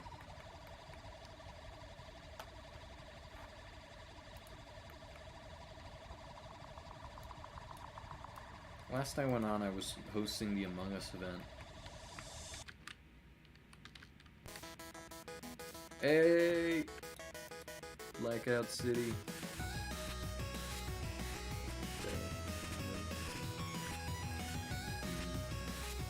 The song goes so unbelievably hard. If, what's it called? if Framemakers, the video game, because they're adding a lot of indie game characters from like classic indie games. There was one, what was it called? Bit Trip Runner, I think. I think Bit Trip Runner actually has this song as like a part of the official OST. And because Framemakers is featuring Bit Trip Runner, they're like, it's like its own fighting game, by the way. I can't believe I forgot to mention that. Framemakers is like adding Bit Trip Runner as a playable character, and they already have a remake of one of the best songs from Bit Trip Runner called Impetus. I'm like hoping and praying that they add a remix of this song. I would love it so much.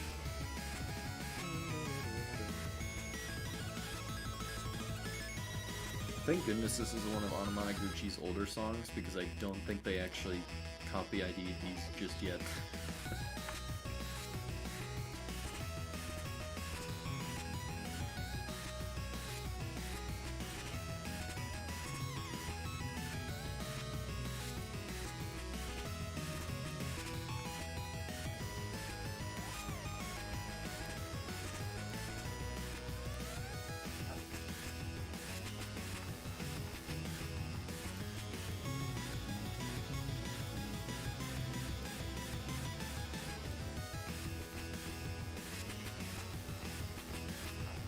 The lighter.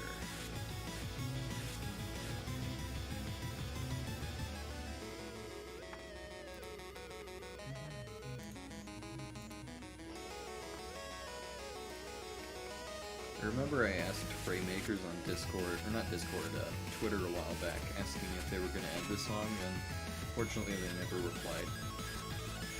I'm still holding out the hope though.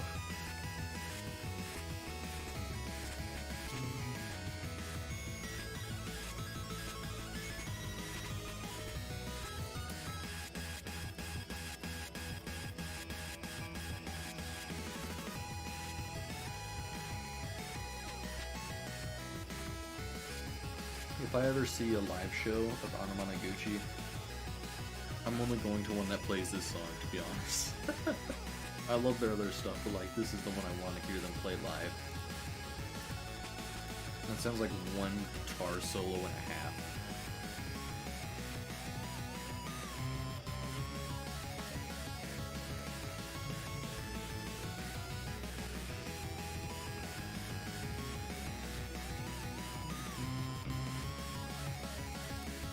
Alright, I'm gonna do a bit of anti-aliasing and a bit of final coloring, I think. Oh, I think this song's copyrighted. Man, that's one of my favorite songs of Anamanaguchi as well, unfortunately.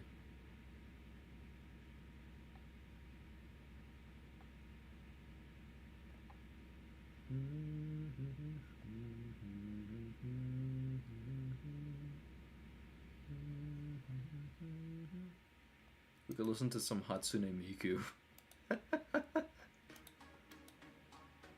This is Astrophysics' Hatsune Miku remix of Little Dark Age by MGMT. I don't know why, but I find this music more funny than it is like a bop. But like, I still respect it.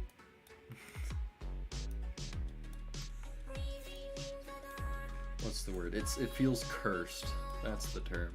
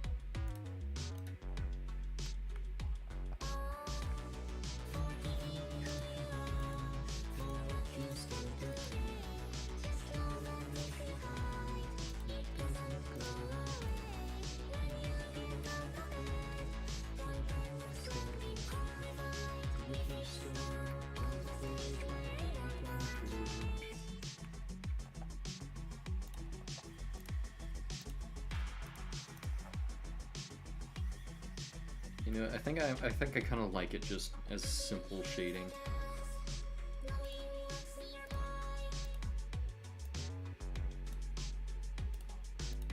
I think I might finish this one up here actually.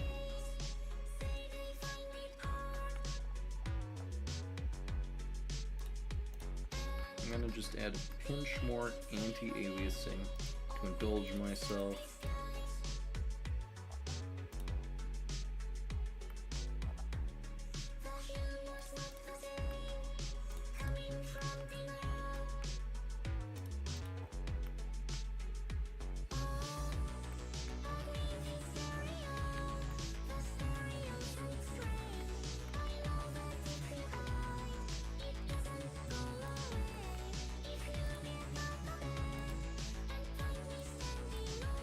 Alrighty, I'm not gonna forget the gleam this time.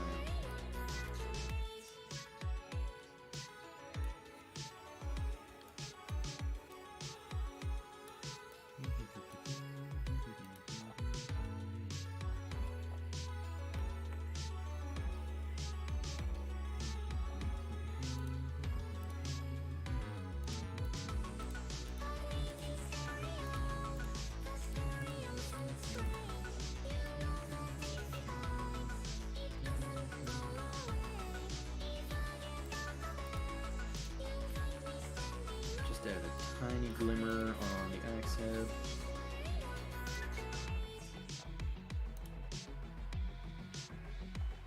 Maybe a tiny bit on the hammerhead.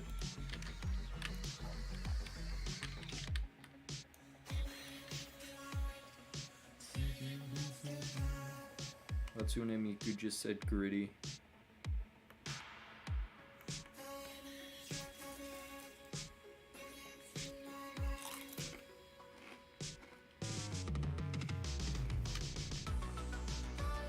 Alrighty. Next sword. Shell. Ooh, that's a good one. That's a good one. That's a great prompt. I love this one.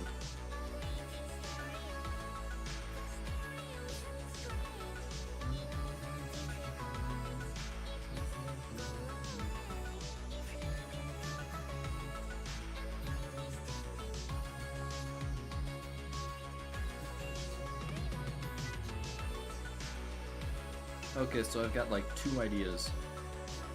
One is like a giant mother pearl oyster shell like sword.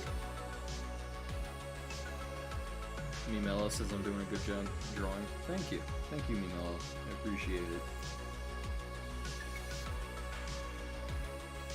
Not gonna lie, it's a bit hard for me to draw right now because I'm having like one of the worst headaches in my life. After like one or two more swords, I think I'm gonna probably end the stream a bit earlier than usual.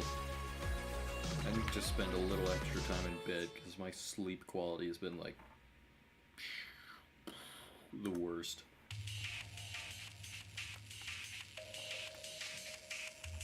It's the, what's his name? Cryogen's theme. Alright, as I was saying, for shell, I was thinking of one, like, sword that's made out of, like, mother pearl oyster shell. So it's, like, gray mostly. It's got a bit of iridescence to it, maybe. It's gonna have a very uneven texture. It's gonna not look like a sword at all, except for the very, like, edge that's sharpened. Or, I could do, like, a giant crab claw sword. So like an entire crab claw sword, two prongs, and then one edge is just really sharp. At least that's what I'm thinking. Because both are really good for this prompt, and I don't know, both kind of popped into my head at once. So I'm going to draw the crab sword like as a little sketch first. Dope.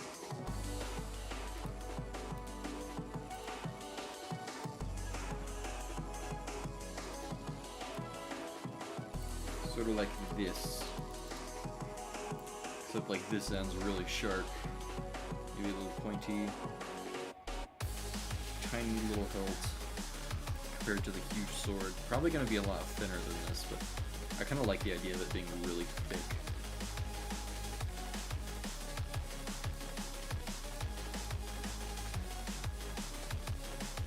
kind of like that. Or maybe like a gray oyster shell sword, kind of like very chunky. Oyster shells form in very weird ways. Especially like Atlantic oysters. They look so weird. They're like actually plants were made of stone. And they have like muscly, fleshy insides. They're so weird. Mollusks, man. And there's Cupcake having a dementia moment in the background. Reminds me, Cupcake woke me up this morning at like 5 in the morning. She like hopped into my room and kind of cuddled up next to me. Like, having a nap with like an adorable cat next to you is really fun. Or not fun, I should say, but like really nice and calming. But like at the same time, I can't sleep because I'm like so busy trying to like not accidentally crush them when I roll over and whatnot.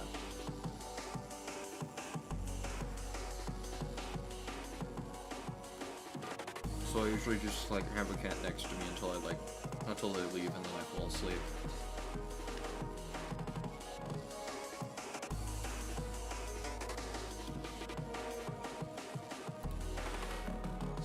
So here's the two options here.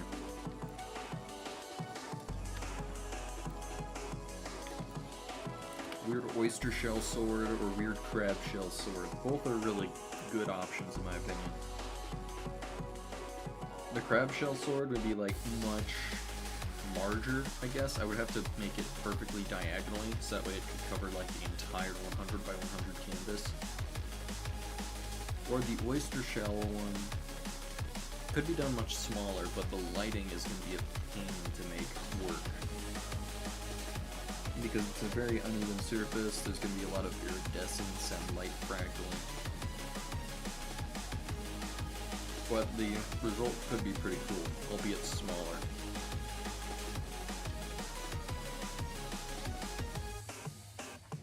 Hold on, I feel like the crab sword in my head is so vivid because I've seen something like it.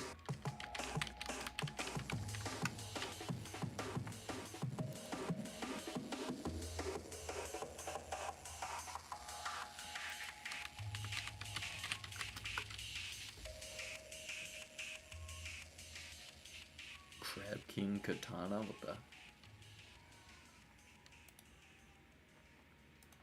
Hold on, let me paste this in Aseprite real quick just so I can show you what I found on Google. Look at this fake PNG nonsense. Why? Why? It's like not even a PNG and it's from a website called PNG Egg. Why? Why are you like this, Google? Oh, nope. Living Tombstone is copyrighted. Real shame, too, because I really love their music. Some of their later stuff, at least. That was a close one.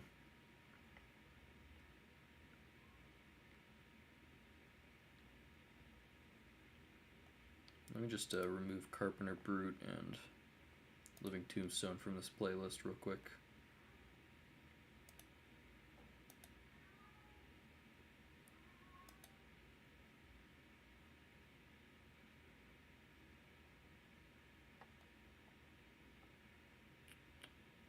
Siameses is definitely copyrighted.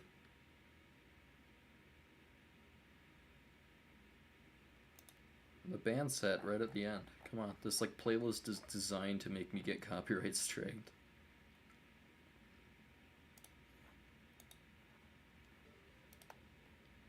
Hey, it's XLID.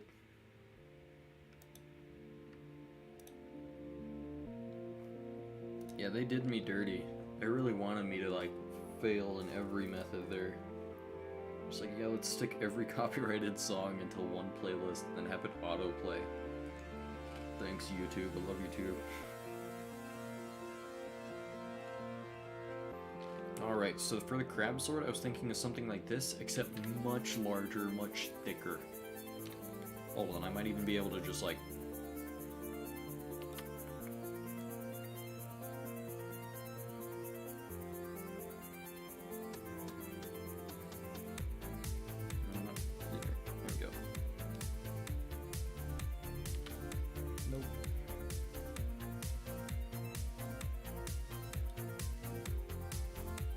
this is too hard. I'm not gonna bend it right. I was thinking making it sort of like that, except much thicker. So it's like very huge, very big, very thick. Or the oyster shell, which would be very small in comparison.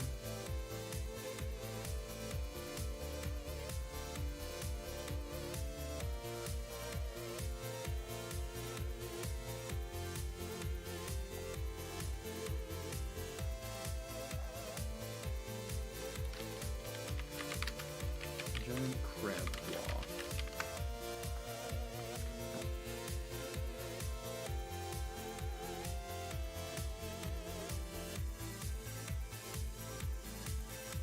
Hold on, let me sort by usage rights.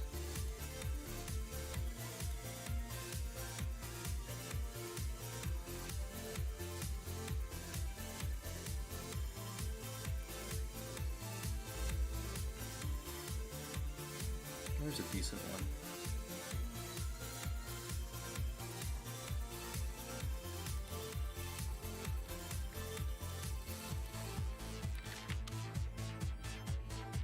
So there's gonna be something like this. Just grab this claw right here. Perfect.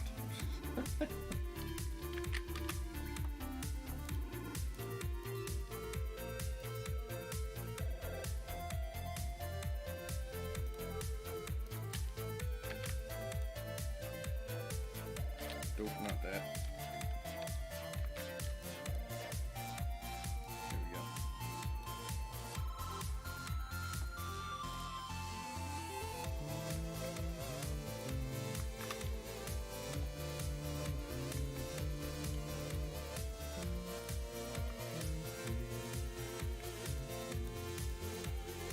Something like this, hold on.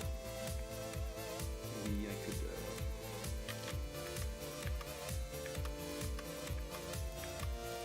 never mind, that just doesn't work.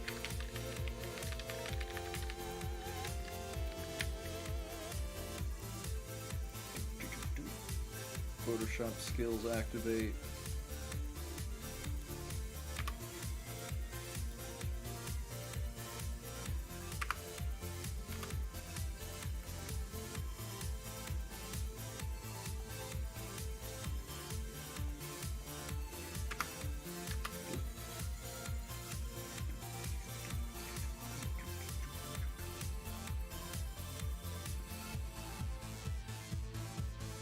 Perfect, flawless. So sort of be like this, if you would have a handle like right here.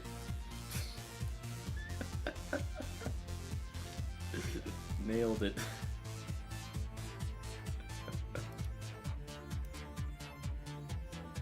I don't know, both are so good.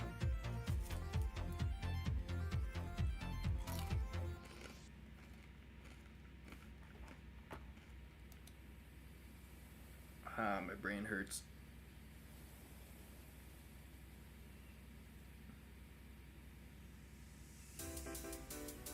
It's the song. Pink Sand is a really good song.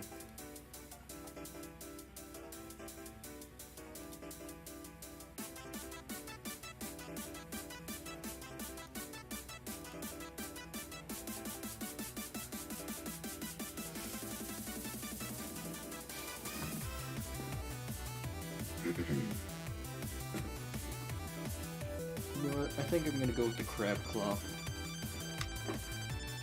I feel like I gotta. I went on Google and tried to find anything that looked like what I was thinking of, but I couldn't find anything. Oh, my head. Oh. I set up too fast.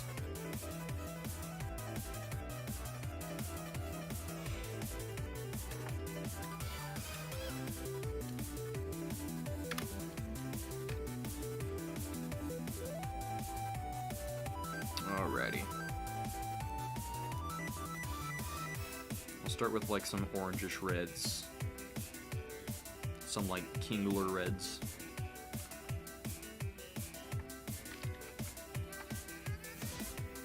This is probably going to be like the biggest sword yet in terms of like surface area.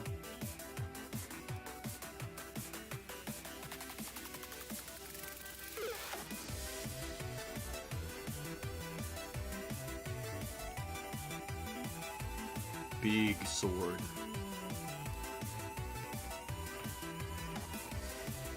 I'm gonna grab my darker red and use it just to separate these two joints.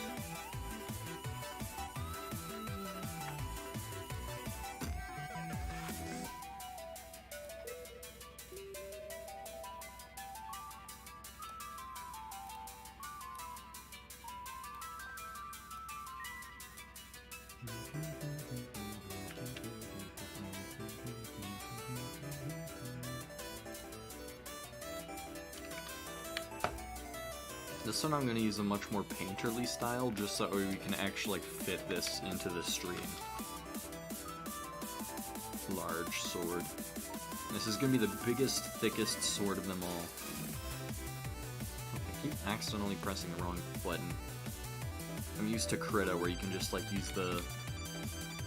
You can use the bracket buttons to increase or decrease the brush size.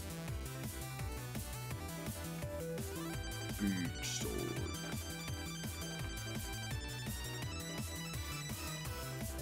Gonna add a bunch of little small grippy spikies.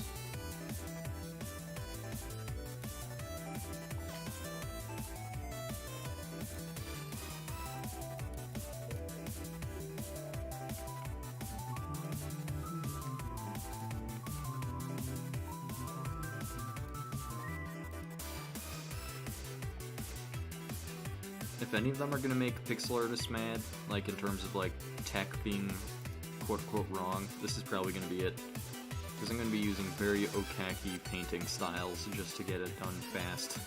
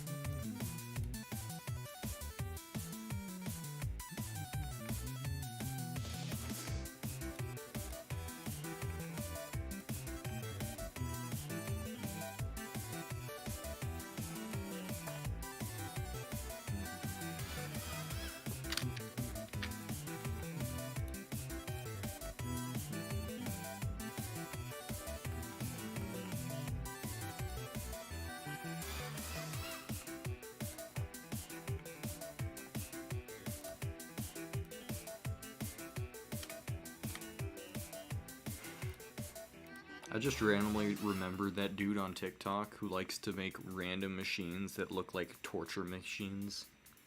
And then at the end he's like, this is a machine that helps you eat soup. Very chill and very human. And it's like a catapult that throws a bowl of soup at your head at Mach 10. Hey. Perforators music.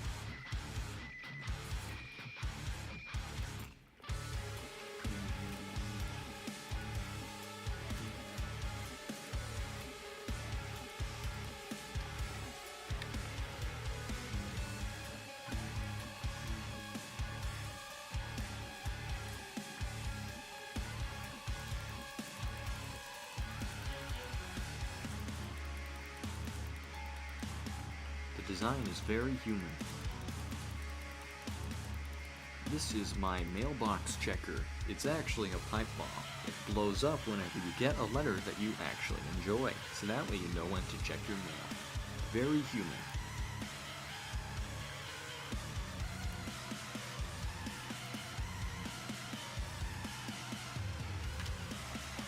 You know what, I'm gonna do the dreaded dithering just to get this one over with quickly.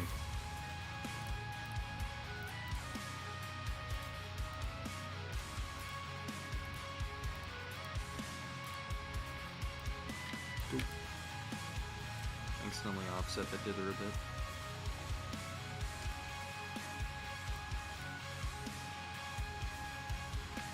the TTS completes it. It's truly like a work of art.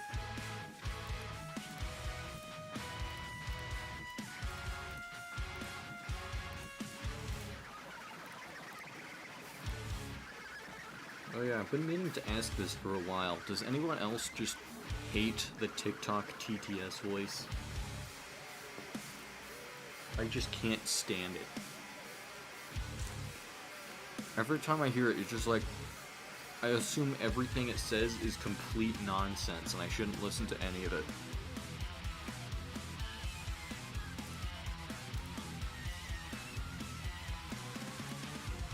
I just can't freaking stand the default TikTok TTS voice.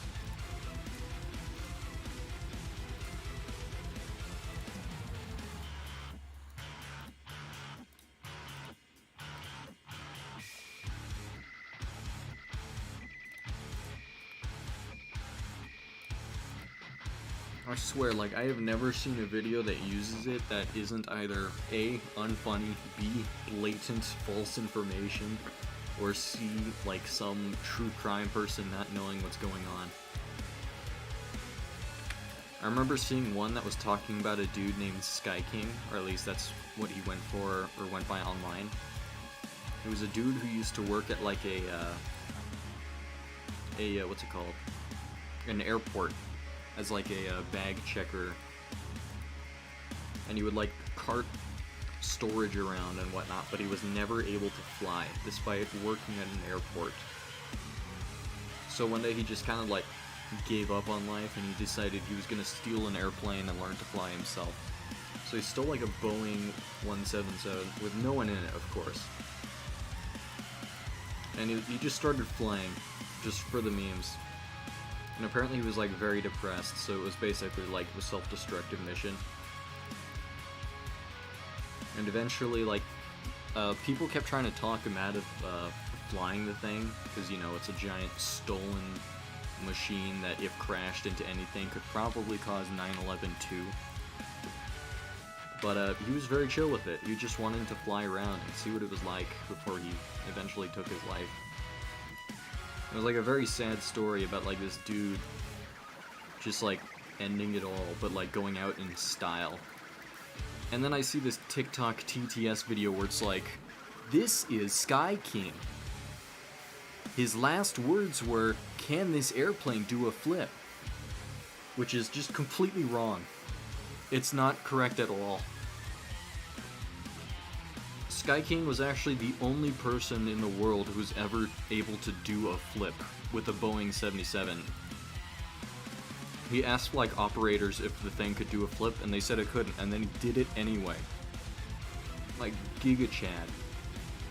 And then this person is just like, TikTok TTS voice, blatant misinformation makes Sky King look like an idiot. I can't stand it. So yeah, that's why I hate TikTok TTS. I don't know why, but whenever I have a headache, I just get irrationally angry. I need to rant about something before I, like, freak out. And TikTok TTS it is. Screw TikTok TTS and everyone who uses it. You know, when I spread misinformation on the internet.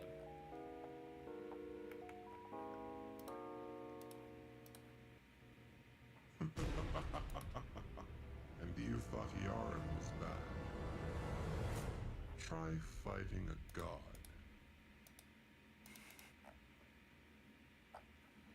DM Takuro just has two canonical voices for Calamitous. One's British.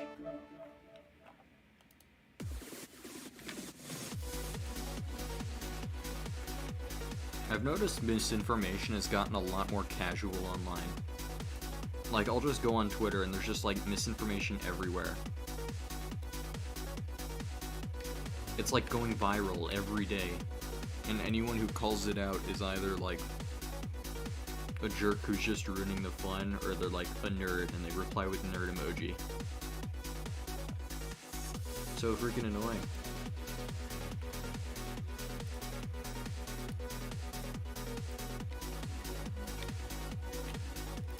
I've noticed people have also been spreading misinformation on Twitter and whatnot just because it gets clicks. Like, people will do it just so that way people correct them in the comments, and then everyone makes fun of them for correcting them in the comments. It's so weird. Like, maybe don't post blatant misinformation under the guise of it being true just to generate clicks as bait. Like, I don't know, maybe that's just not a good thing to do in the modern age.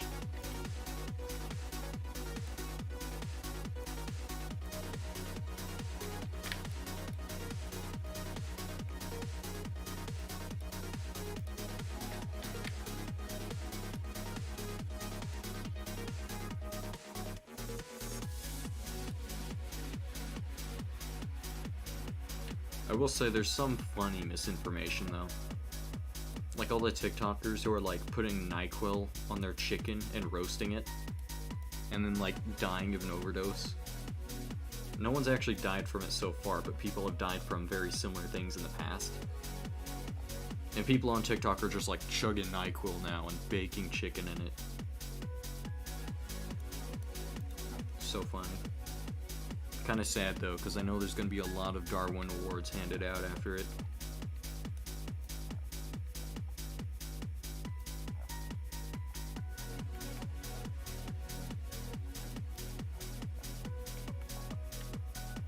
This is my new chicken recipe. Bake it in enriched uranium.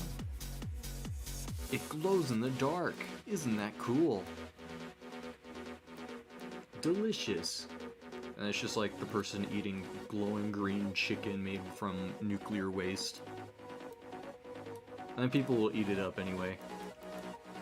People call them like an entrepreneur, a business-owning genius, like the person who made pink sauce. I still can't get over the pink sauce thing. Like, yes, let's just do botulism and get away with it.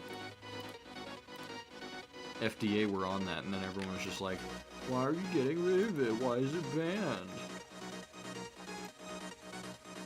So dumb.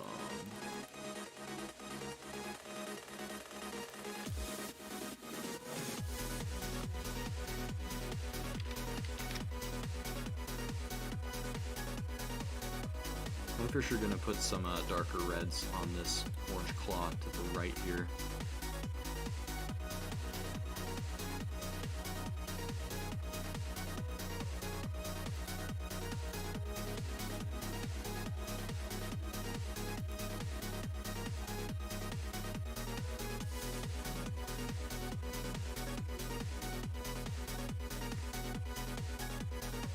Bro, what the heck? People on Twitter keep talking about how hot the katana is. Bruh. The katana sword that I made last time, people are simping for it apparently.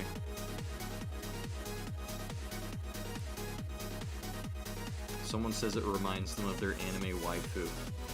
Or something like that, I don't know, I don't speak anime.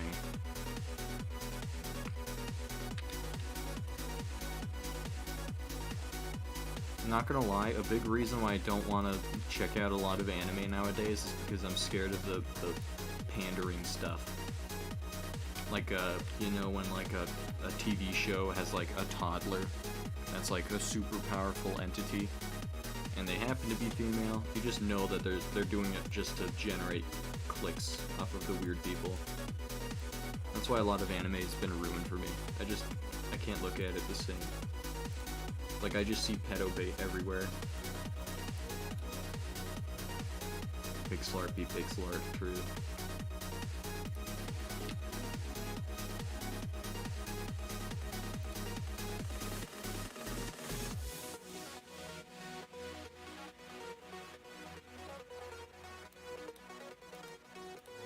Actually, you know what? I don't really want to make it orange colored. Hold on, let me tweak the colors a bit more. I want to make it like pink towards the end. Sort of like crab meat. Boiled crab shells do look like this somewhat, I think, but I want to try more pinkish tones instead of orange. That looks pretty nice already.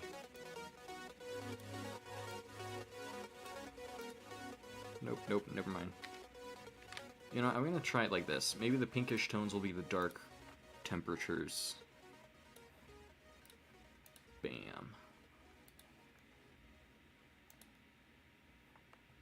Pink sauce reference.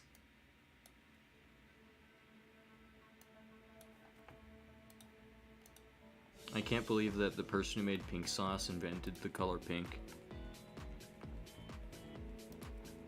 Groundbreaking technology development. Truly.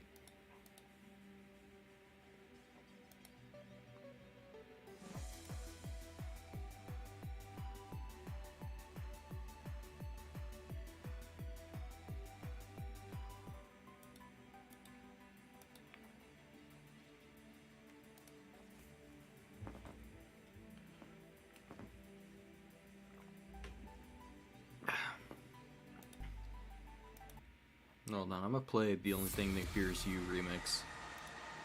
I need some heavy metal to wake me up still.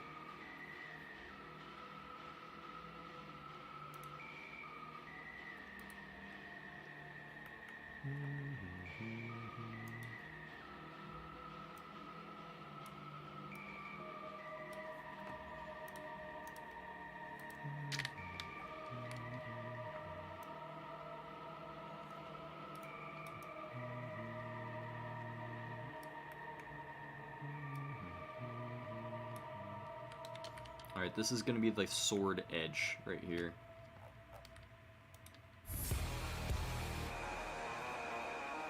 Hopefully this won't get copyright claimed because it's a remix.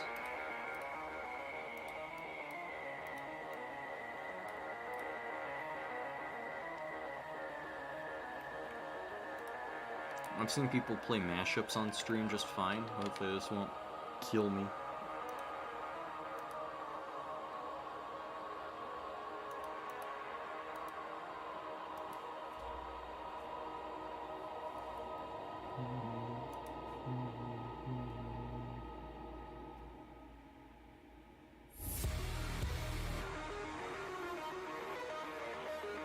This remix is pretty good.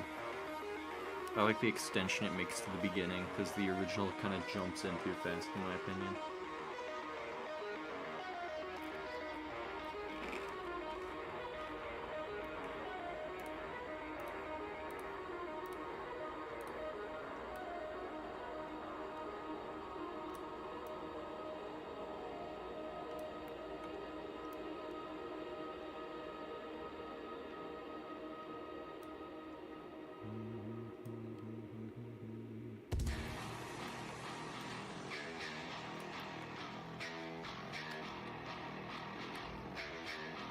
No copyright pop-ups so far, we good.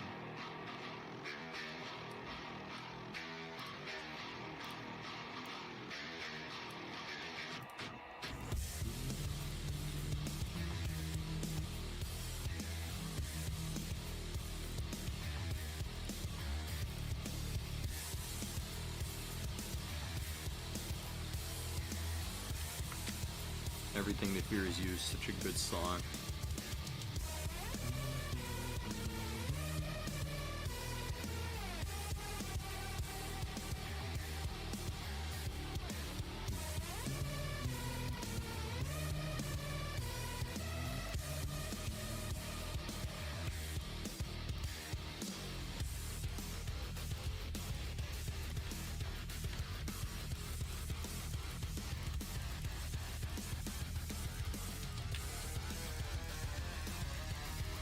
I'm gonna pink up this claws side right here.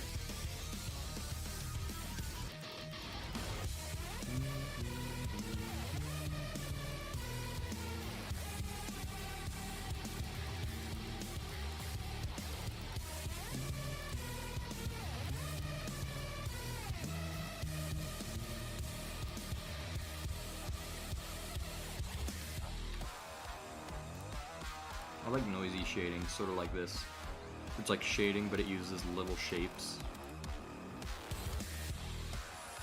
It's like dithering, but not dithering.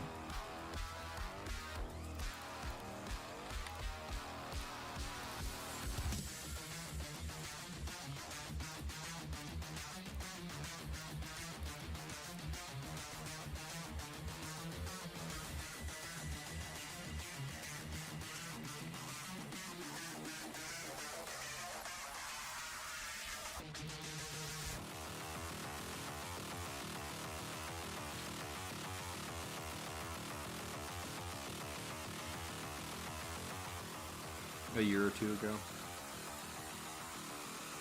It's like a very good beginner strat for a lot of people, and then they kind of grow out of it, and then like the more technical you get, you sort of like start to re-appreciate it. I've noticed a lot of people on Pixel Joint use it really well. It's a cool tech, I like it. You gotta know what you're doing to pull it off really well. Unlike me, look at this. Looks kind of like doo-doo.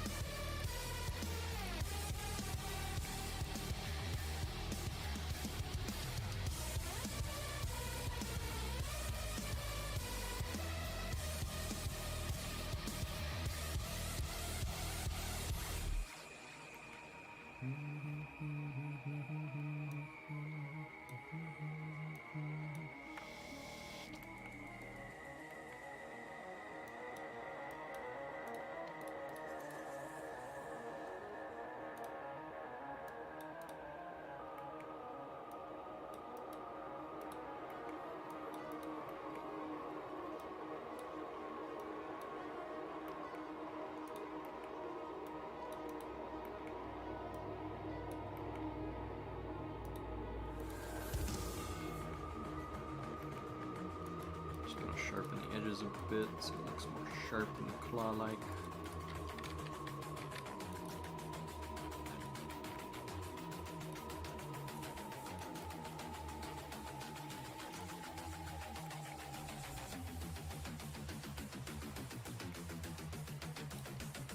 Now I gotta do it over here.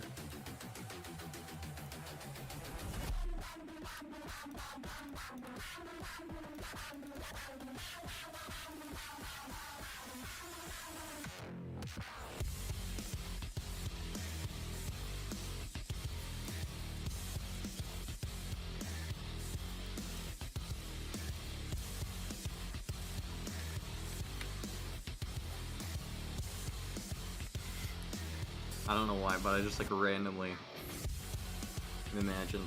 What if there's like a lo-fi beat song for like the Doom soundtrack, and it's just like chill beats to rend and tear to?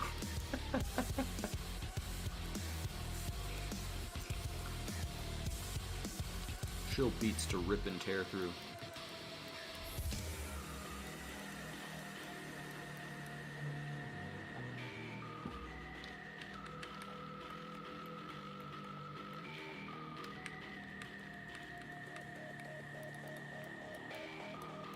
Well, that reminds me, Scorn is coming out really soon. Like, just in like, let's see, it's 23, just about 30 days from now. That game's been in development hell since like 2014. I just saw John Wolfe play through it. It's freaking insane. Very H.R. Geiger-esque. I love it.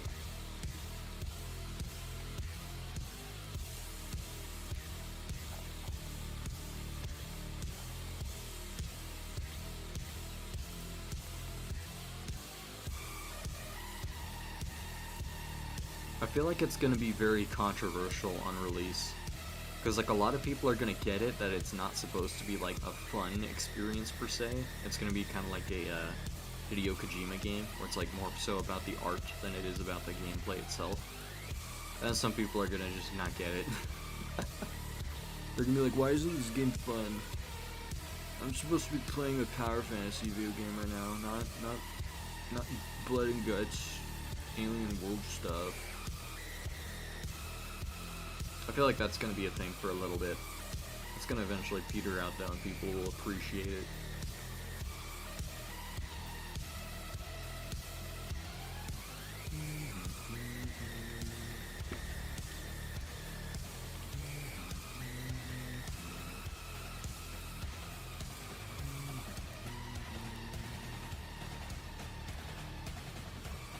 It's definitely centered around the atmosphere and like art direction and whatnot. I was watching John Wolfe play the preview copy, and he was already somewhat frustrated because he like didn't understand how the game worked. He was like, where am I supposed to go now? And then like eventually he sort of like gets into the right mentality, and then he just starts like experiencing the game closer towards the end. I think a lot of people are going to go through that personally, but it's going to take a bit. Speaking of John Wolf is a really good horror content creator I recommend. They're very critical of stuff, but they end up having really good taste. They can tell when a video game's about to blow up from a mile away, because they're often there to see it happen.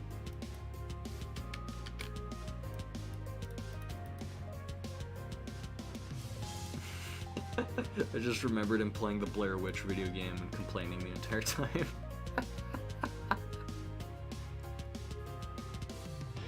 But yeah, the game's gonna be sick.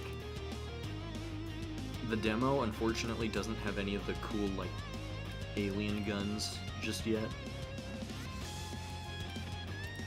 Because, like, the prologue doesn't have them. It's only towards the middle of the game where you actually get your firing weapons. And it already looks so cool.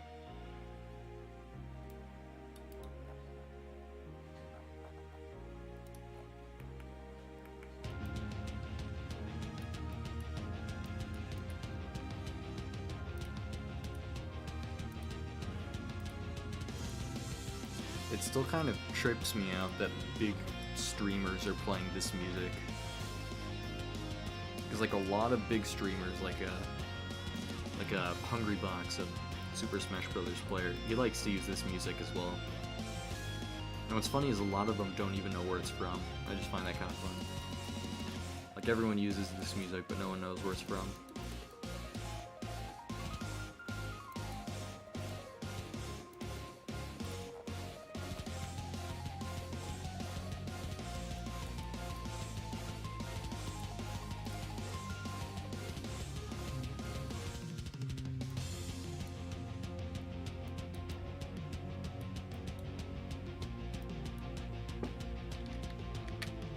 Yeah, Scorn's definitely gonna get more love as time goes on, for sure.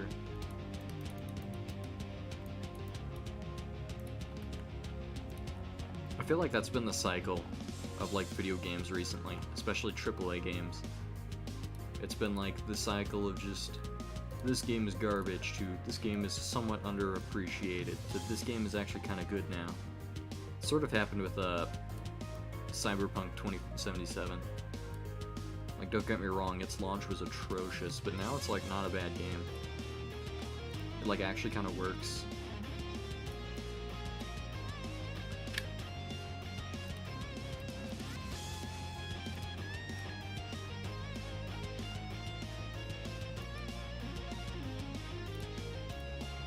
I remember, what was it called?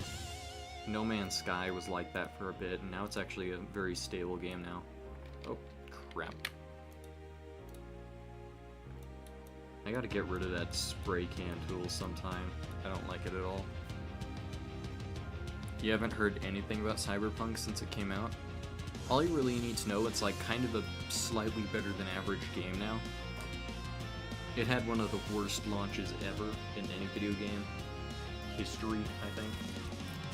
But like, now it's actually somewhat stable. It's kind of like No Man's Sky, where it's just patched up a lot of the big issues and now it's a decent game. I wish games would just come out like that. They lose so much of their core audience the moment the game comes out as a trash fire.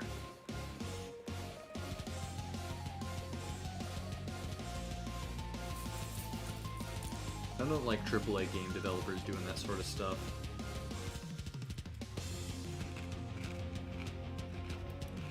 That's probably my least favorite part about the modern game scene right now. AAA companies trying to force a deadline where they should probably spend some extra time to make the game work before releasing it.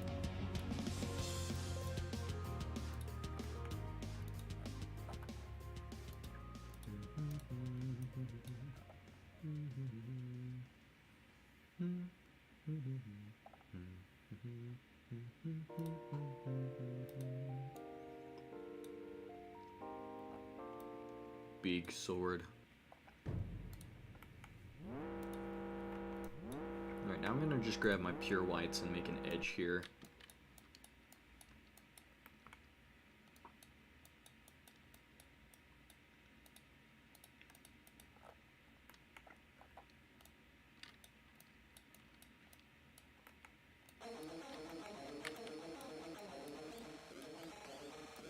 gonna try to band too much.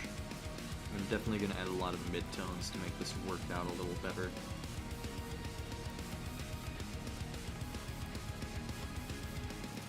Also gonna make some little sharp bits as well. I wanna make it look like a serrated sword. Hey, what's up? What's up, Tome? And we're making a giant crab sword right now.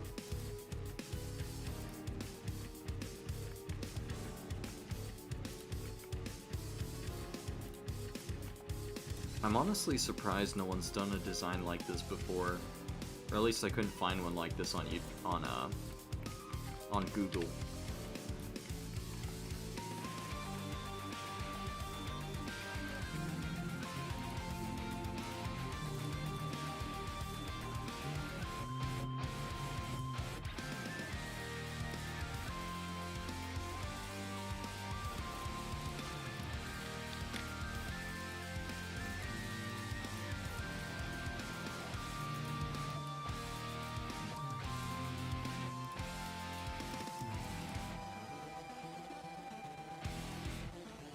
Alright, now we're going to try to make it look a bit more 3D by getting a really bright yellow color and using it to highlight other areas other than the pure edge.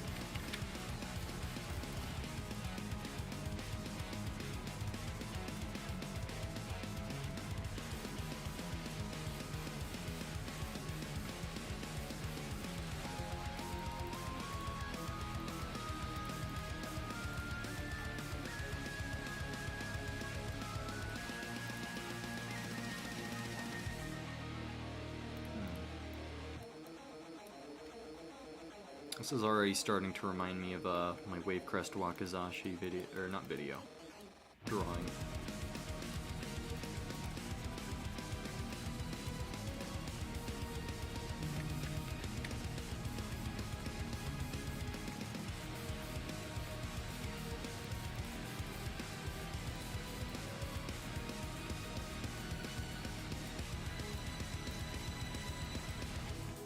Yeah, that's a bit of banding. Only use it to reduce banding.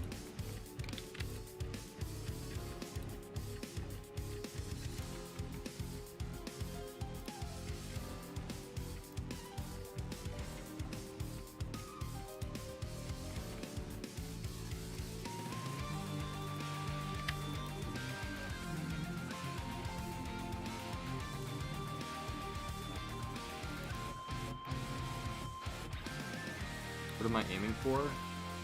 I'm aiming for like just a giant crab claw on a stick, basically. Except like it's gonna have like serrated insides, so that way you can probably, like, you know, catch a sword in there or something, and then this edge is gonna be like the cutting edge, so it's gonna be mostly sharp or serrated. In order to do that, I'm brightening this end to make it a bit more 3D. As well as also incorporating a bit of extra Sharpie bits.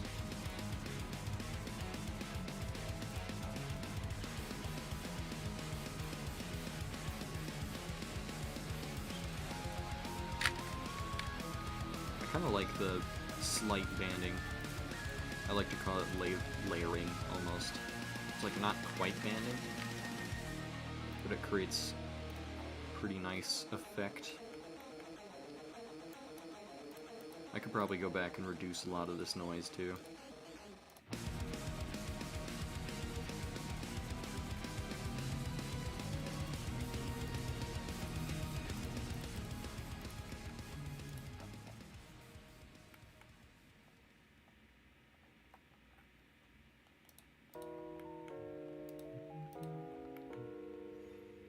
It's also going to be a very just thick sword.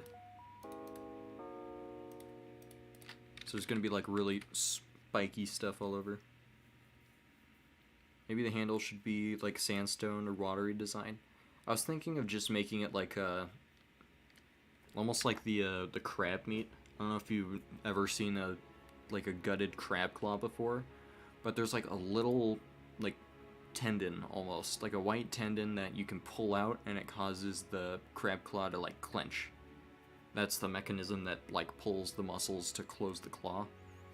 I was thinking of like implementing that into the hilt somehow. That way you could, like, I don't know, make the crab claw open and close if you're skilled enough. I'm not sure.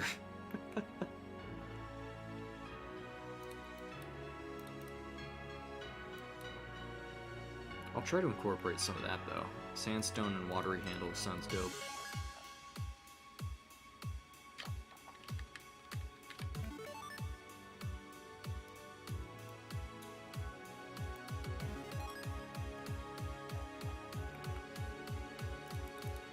Straight ramp spikes.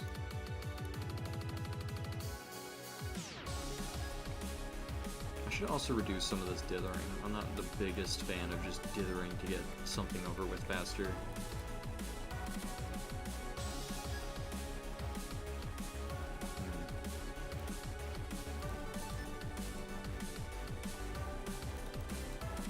This is certainly one of the most weirder looking swords I've made so far.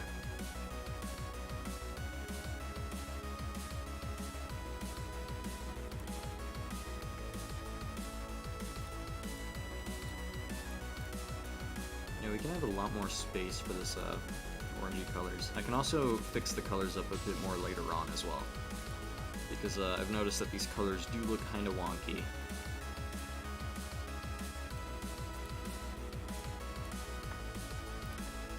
I'll try darker red here.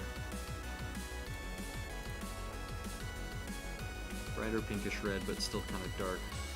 Nope. What else have I made?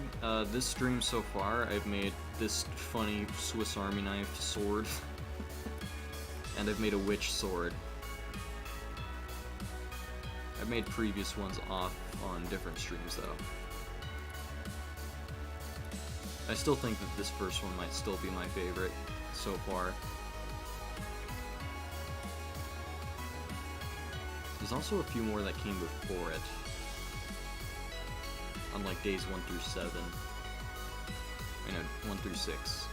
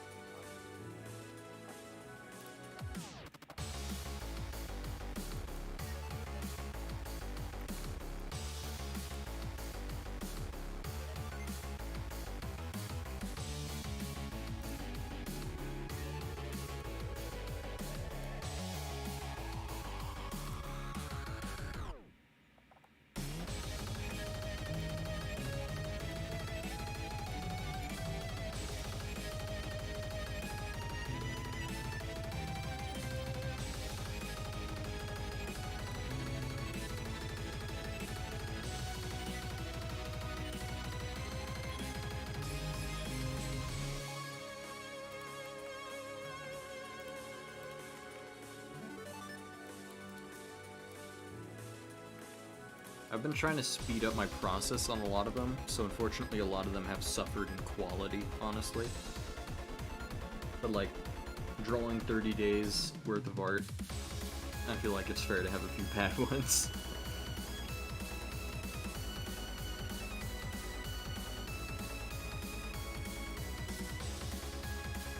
You know, I kind of like clustering these little claw bits. I don't really want the dithering anymore, to be honest. I'm just gonna go back, surgically remove all the dithering and round things out and cluster everything. Because why dither when you can have really cool chitin clusters? That's a funny sentence right there, chitin clusters. Say that 5 times fast.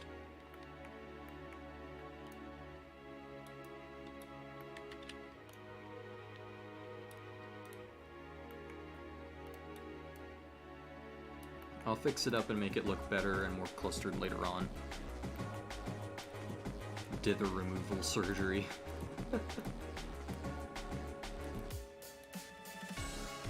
I wonder how weird it would be to like get a tattoo of pixel art. Like, how would that work?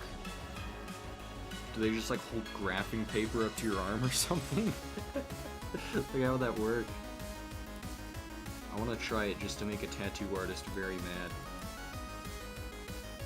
Hey, can you draw pixel art on my round skin?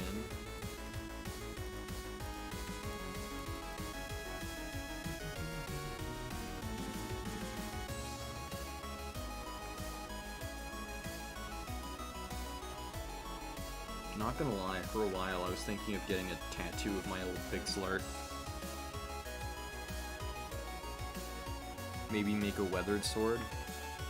I did try something similar right about, where was it? Here. I tried some weathering and damage there. I was definitely thinking of using it on some other swords. For sure. Not quite sure where to use them yet, though. We'll find out in the future, for sure.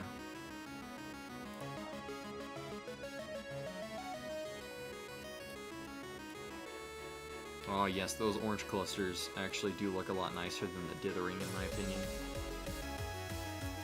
I'll for sure have to cluster a whole lot more though.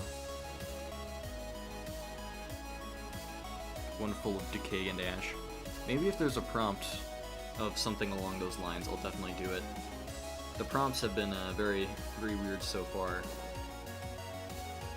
I wouldn't be surprised if there's one that's just like broken or something like that.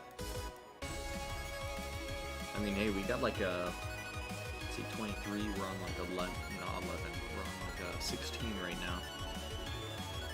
Yeah, we got like 7 more just to be caught up, and then we have like,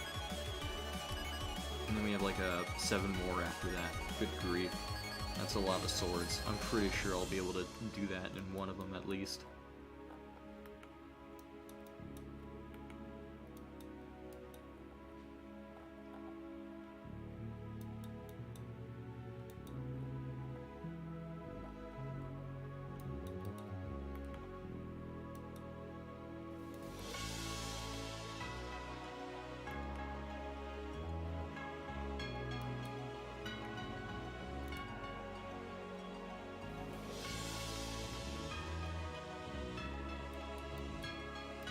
This is probably the most listened to song by DM Decuro that no one actually knows where it's from.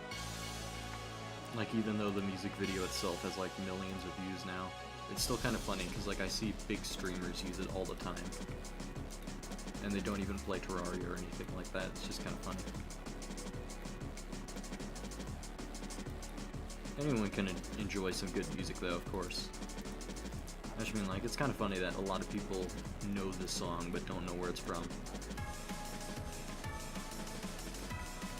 I'm gonna get rid of this, like, one weird cluster right there. And do that instead. I have to draw, like, 2 swords a day.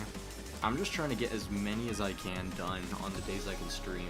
I'm, no joke, might have to do a lot of them off stream just because it's gonna be so many swords. Like, I technically still have 14 swords to go after this one. It's crazy.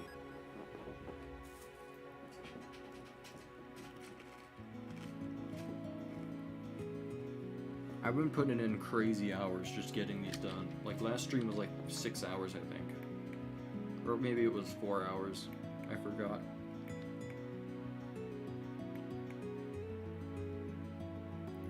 Hey, we got a sub, thank you. See ya, have a good one. I appreciate you stopping by.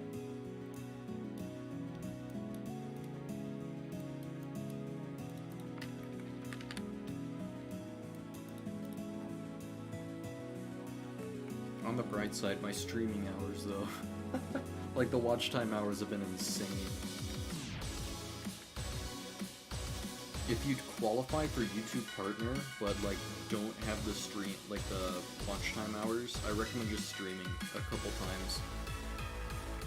Like, I literally got like 48 streaming hours this week alone, just from multiple viewers watching for long periods of time.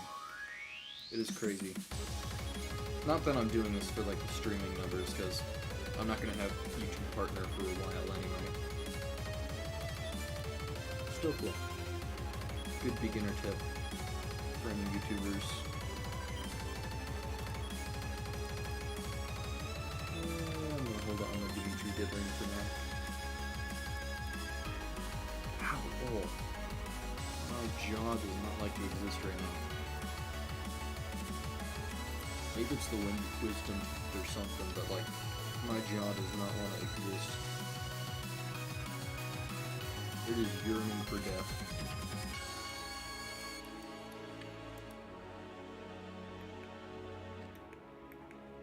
Alright, now I have to cluster with all the other colors a bunch as well to make up for this. Move some of that banding.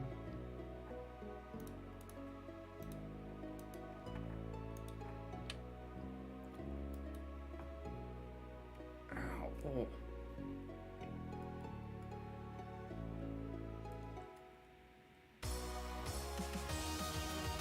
Ow.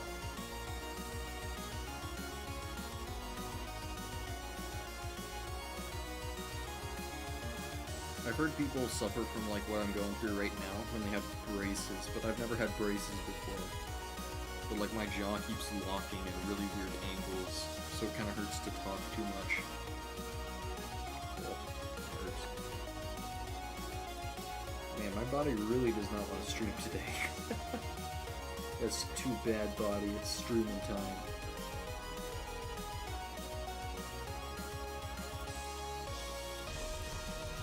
I'm gonna replace these pink colors with this dark red.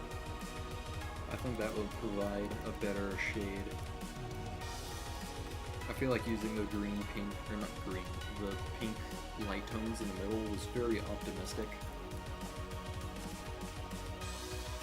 And I definitely need to tone it down on some of these clusters, because holy crap, they look really weird.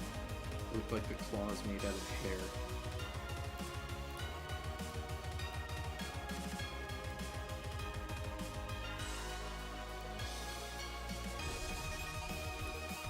Maybe I'll add like black, or not black, red clusters closer to the middle like this.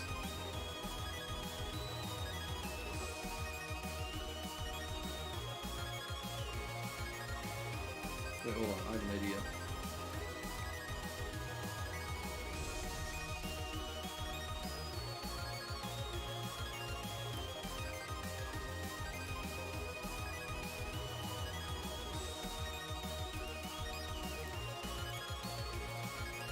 Look at this.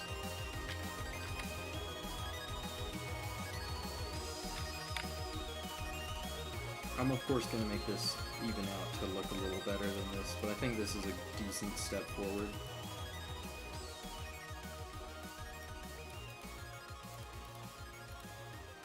And tone it down on the big red, or the dark reds.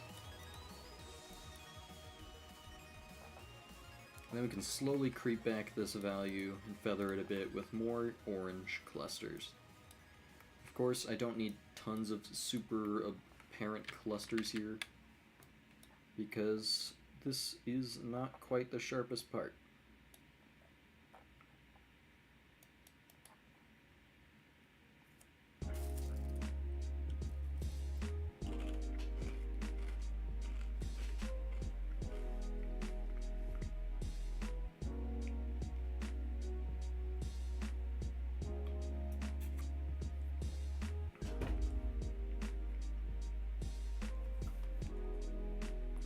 I don't know why, but like the cold randomly triggers my fibromyalgia. It's like out of nowhere, I'll just be chilling and I get a weird painful sensation in my skin.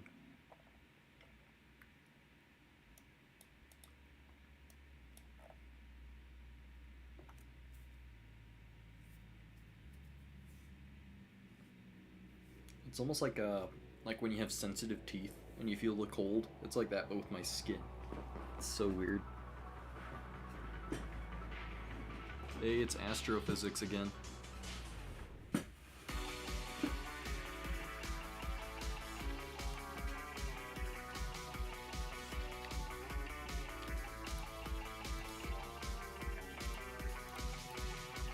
After this sword, I might actually take a break from streaming, not gonna lie.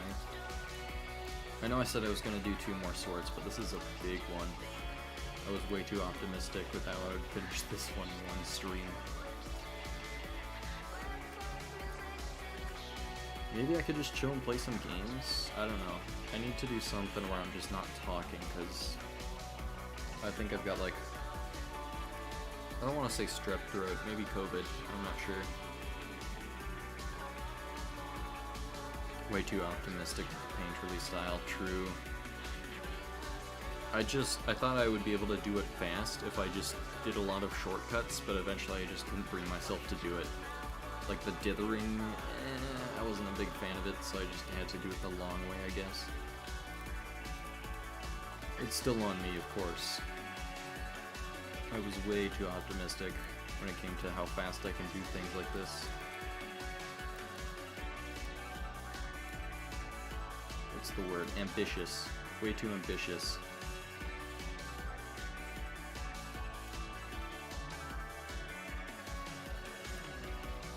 And the perfectionist tries to take shortcuts.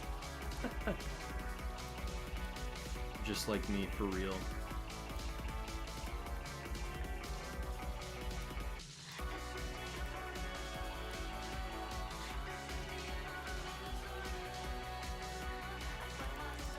The sword is still gonna inevitably look pretty bad in my opinion, but I feel like I'm at least proud that I took it upon myself to even try this idea.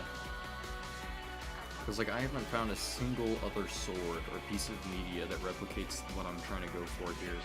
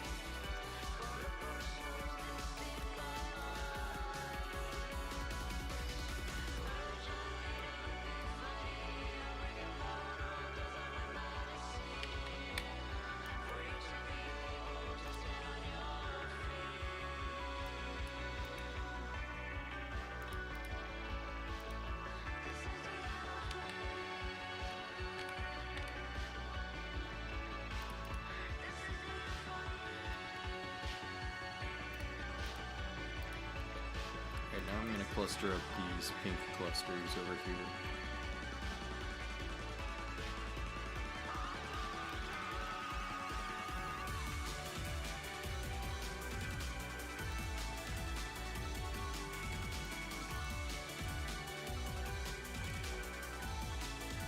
I'm getting pretty close to finishing up the blade design. I just realized I never did use the background. Hold on. I think a brighter ocean blue might work pretty well.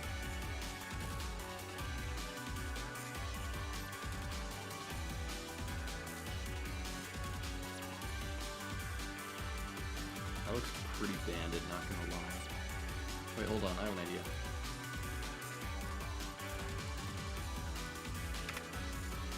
What if pitch black outline?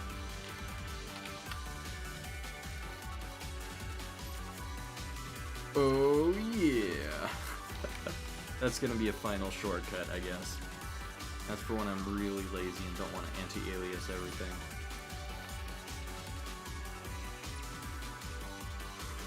I might do a bit of sellout on the line to make it blend a little better.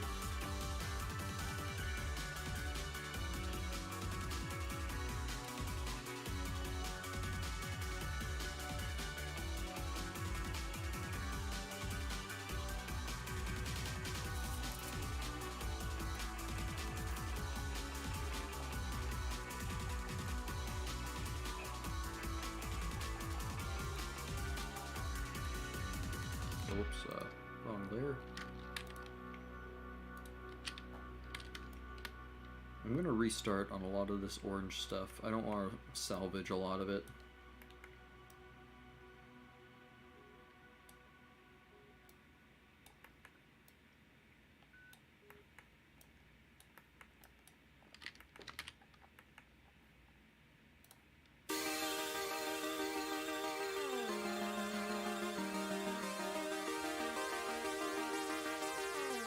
What's Kozuku? Or Bozozuku? That's a weird song.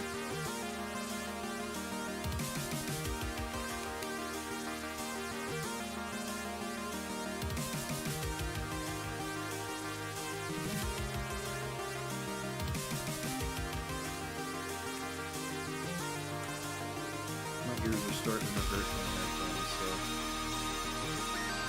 I'm gonna have to trust you guys that I'm not gonna play anything copyrighted.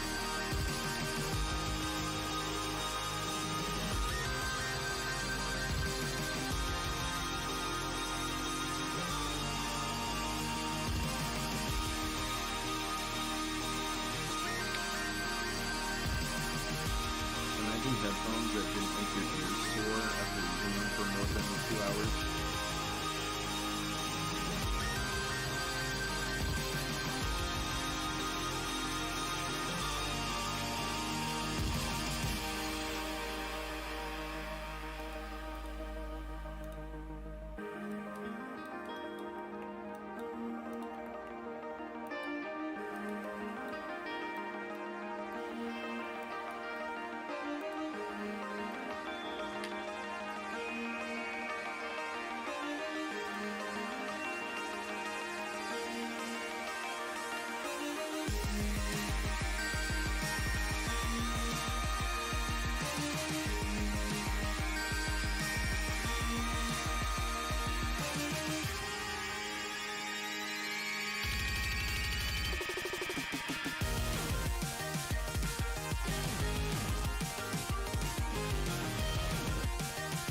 Going into focus mode.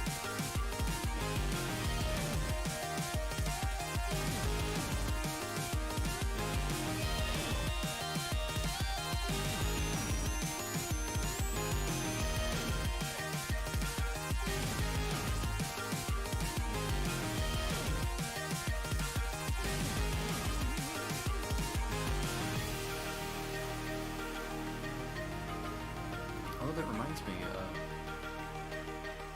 Video Game Donkey recently released a video game publishing company, Big Mode, specifically for indie games. That's pretty cool. Big Mode, turning an inside joke into like an indie games publishing studio though. Giga Chat move.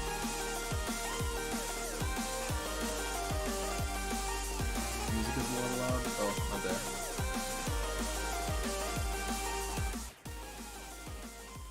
How's this? This a little better?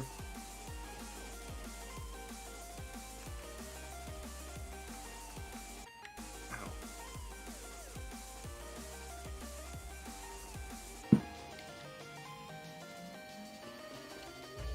Alrighty, thank you.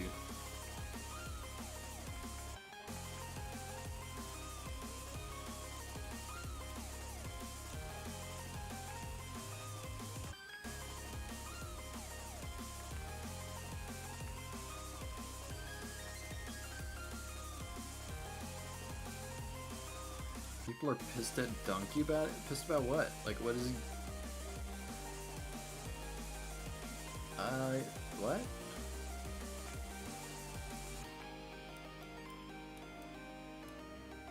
Did they say something, like, else? I really don't see why people would be mad about an indie game studio.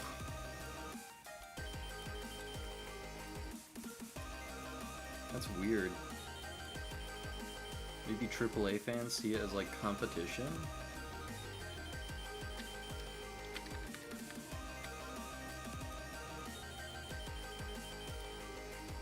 That's weird. West Critical was talking about it since the JRPG community don't take too kindly to Donkey. Oh, because I forgot he makes fun of JRPGs a lot.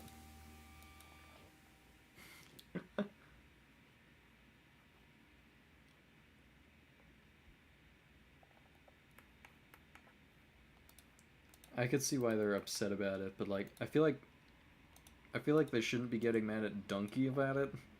Cause like he's making a publishing studio. I feel like he has the freedom to publish whatever the heck he wants.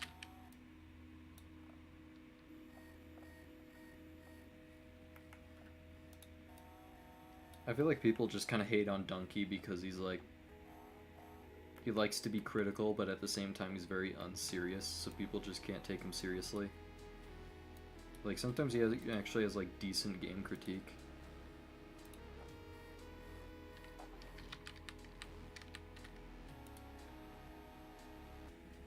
thought that he gave Franken a good chance.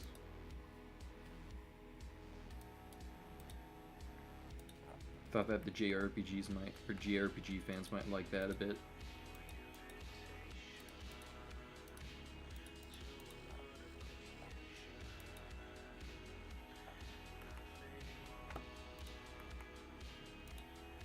Yeah, Twitter's whack.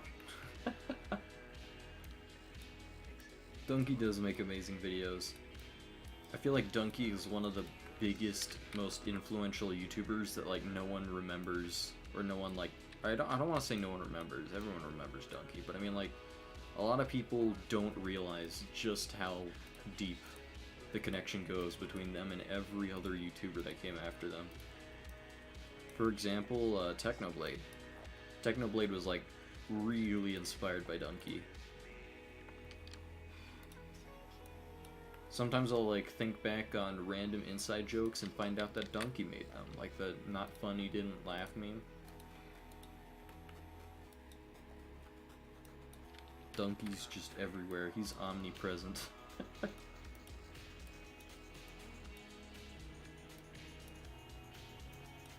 feel like most gaming YouTubers today owe their success to Video Game Donkey, especially game reviewers.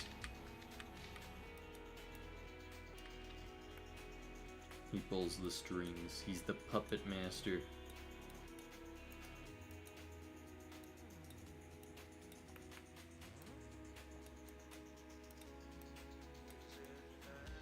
If you disagree with me, then your opinion's just biased. Haha, I win.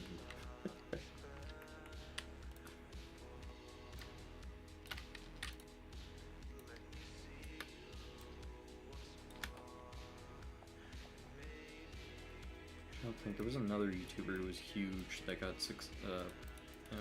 influenced by Donkey. JonTron. Even some of the Game Grumps.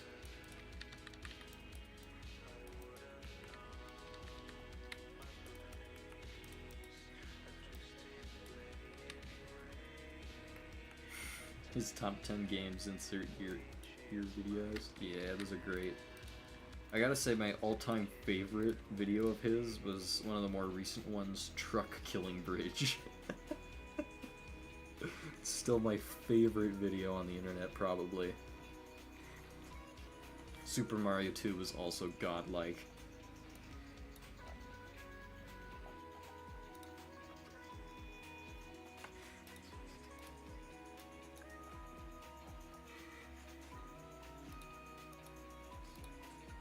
My name is U-Haul, and I'm the best truck driver in the world.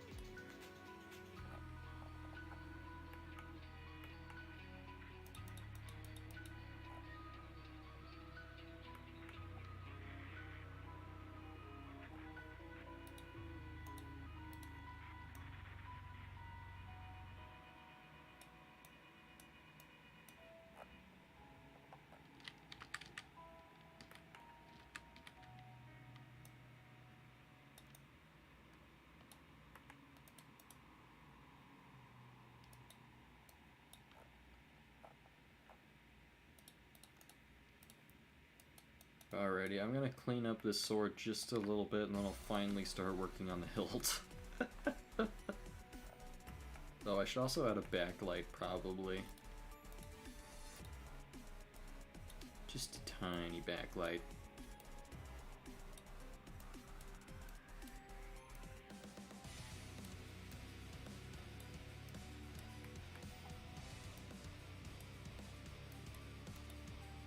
Blue blacklight? Alright, I can try that, yeah.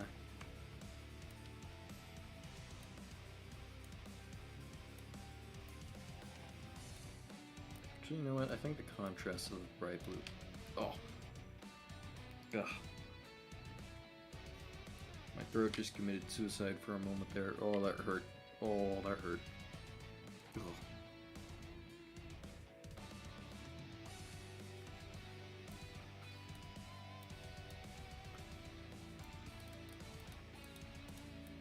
I feel like the contrast makes the backlight look a bit better.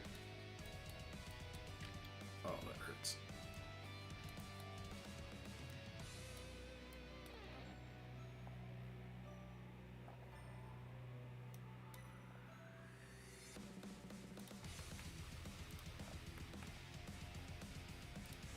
try this.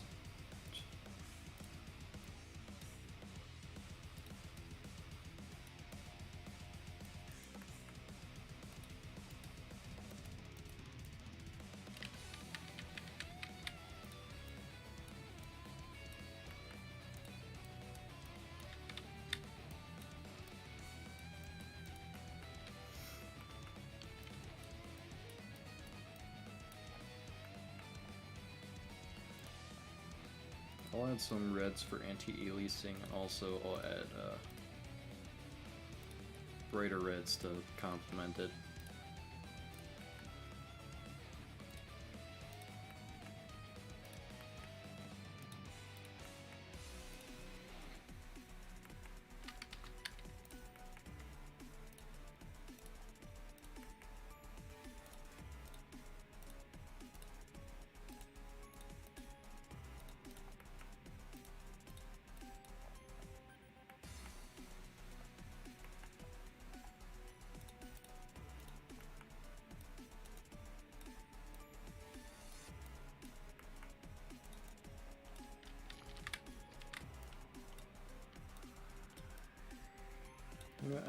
I'm feeling more like a purple backlight almost. I feel like the blue blends in with the background too much.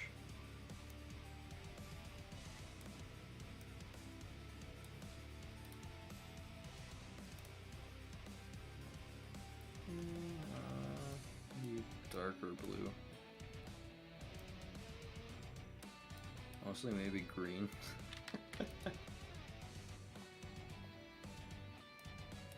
I guess seafoam green almost. Yeah, that's way too much contrast, not gonna lie.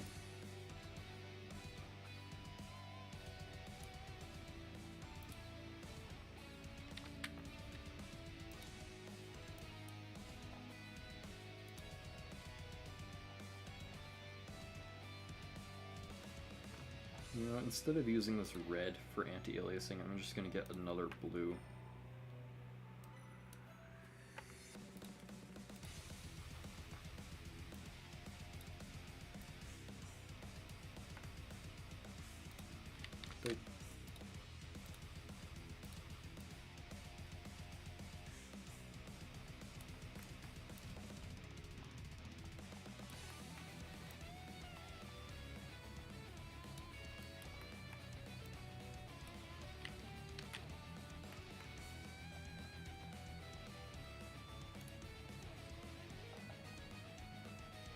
Maybe if I change the background color, it will look a little better.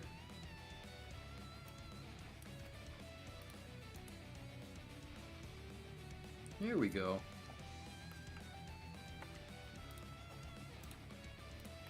Now I just gotta make this background, or not background, this anti-aliasing look like it belongs there. Give it a bit of three-dimensional form, how it's shaded.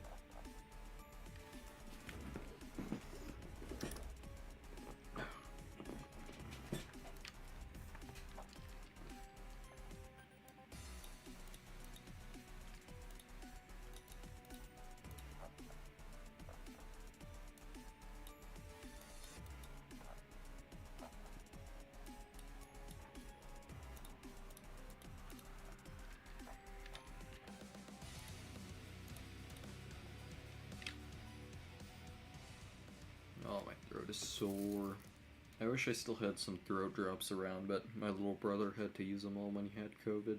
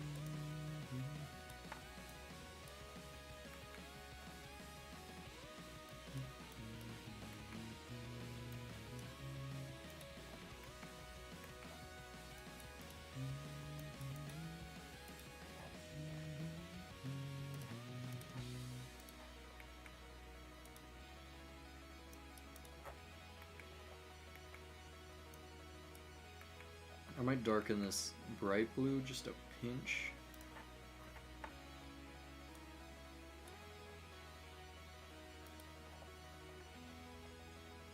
There we go, that looks kind of nice.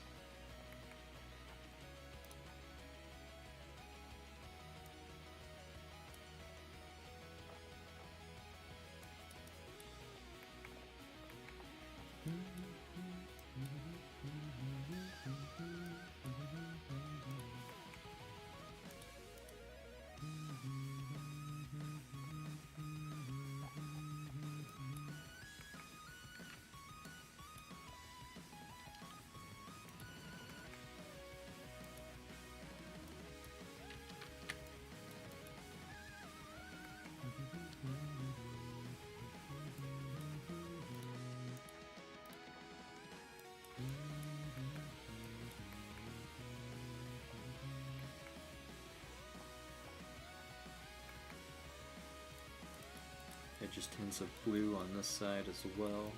Oh yes.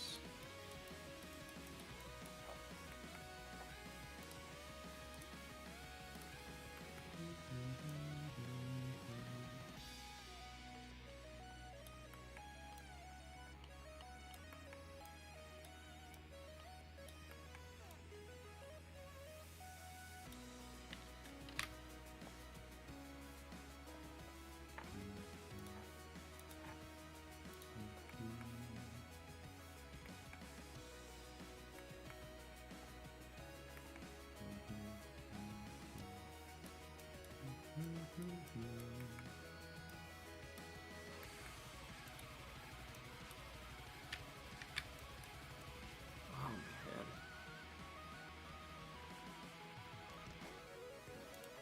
man.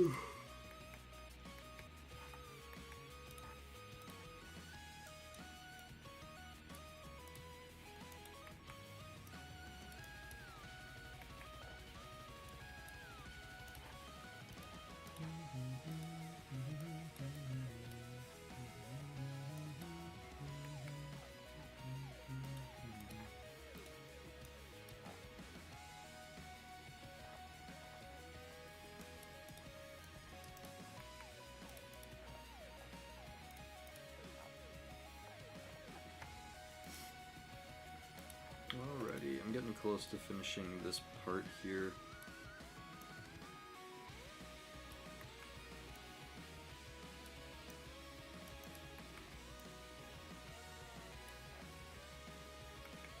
Just need to be the shades to be a bit more conductive to convey the backlight.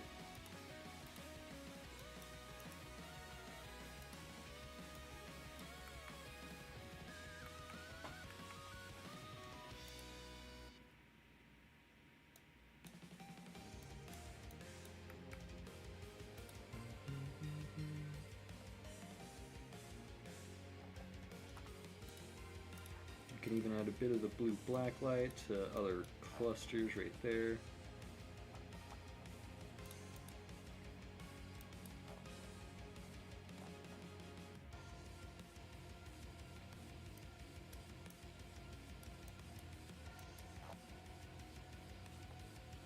Yeah, that blue black light looks really nice.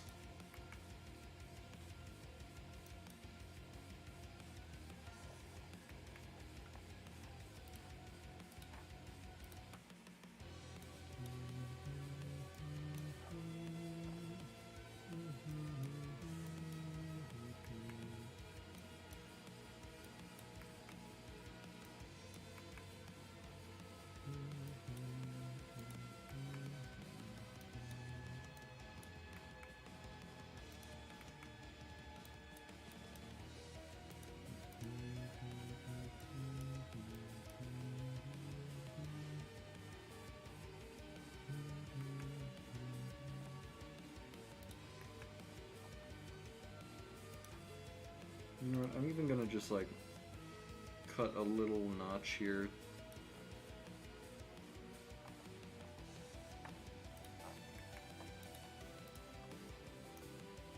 Fill it in with the darkest shade. I might even create a darker shade. How large will the handle be? It will be small in comparison to the blade, but still large enough to where you could feasibly, like, hold it by the handle. It's definitely going to be a two-hander, that's for sure.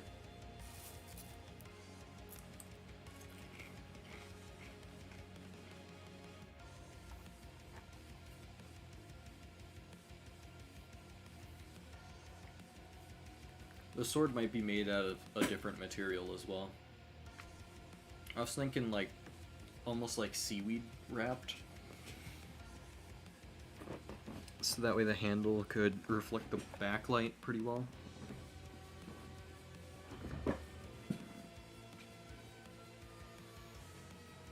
I was also considering, like, maybe, like, driftwood for a handle. I feel like that would be pretty cool. Like, someone just killed a giant crab and made this sword with, like, driftwood that was just laying around on a coast or something.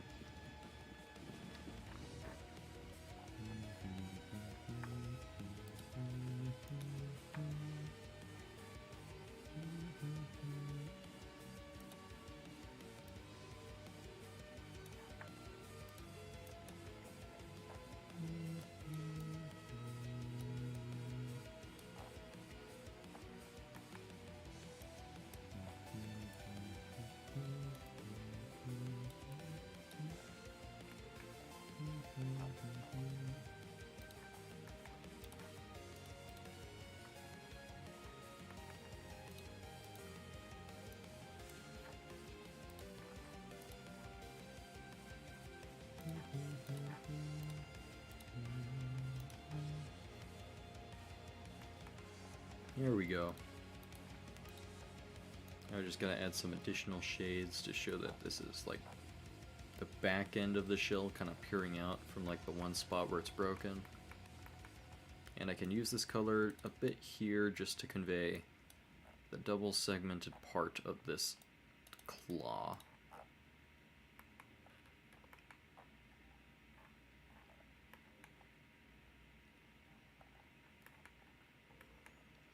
And bam, I think that's the sword for now.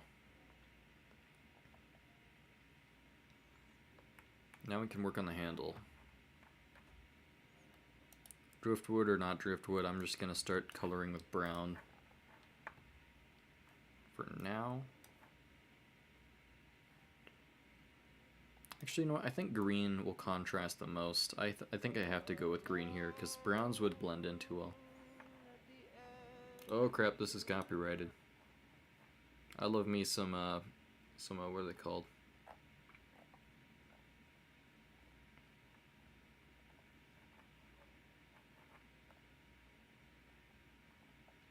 Crap, I forgot what that popular pop band was called. They made Ruler of Everything. Tally Hall. Tally Hall. This is like a subgroup splintered off of Tally Hall, but it's its own thing, basically. But it's still kind of Tally Hall.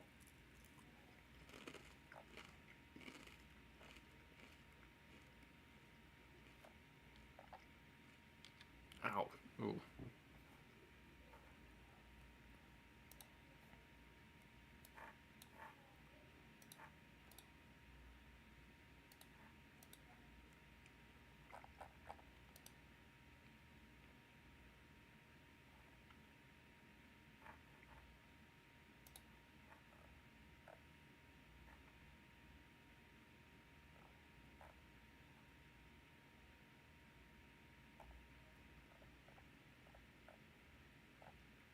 Hold up, I wonder if KSLV's Drift Funk is not copyrighted.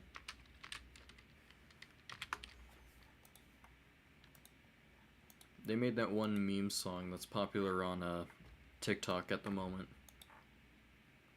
Like the dun dun dun dun dun dun dun dun dun dun dun dun dun dun.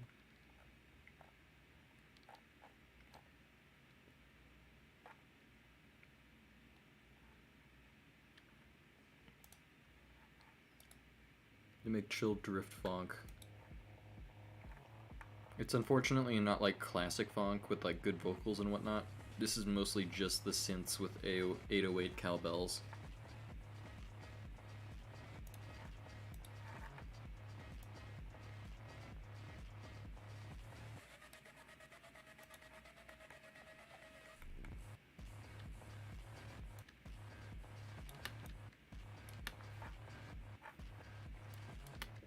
I gotta say, this is the best my internet's performed on stream ever, I think.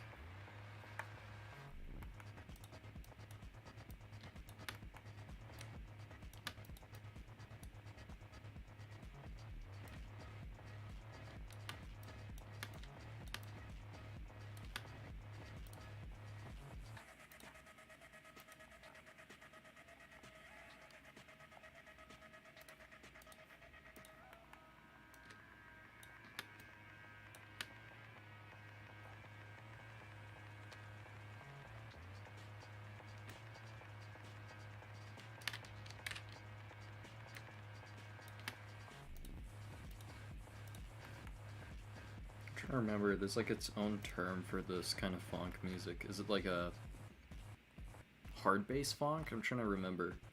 Cause like I remember the Russians kind of hijacked the funk music genre for a while. And they turned it into like sort of drift hard bass like this instead of like a Memphis rap. I guess this would classify as like Russian hard bass funk. Oh, that's the wrong color. Something very bad is gonna happen here.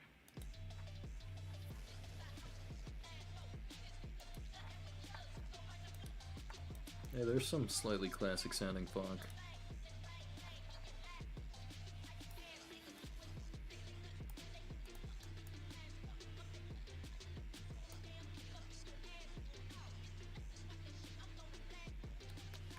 I'm really hoping that none of this is copyrighted, because I think this is a mix created by KSLV, but like it's also featuring songs that aren't made by them.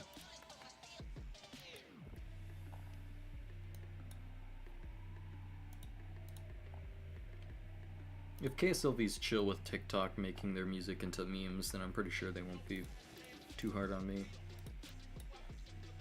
Though at the same time, I'm pretty sure no one asks to be on TikTok.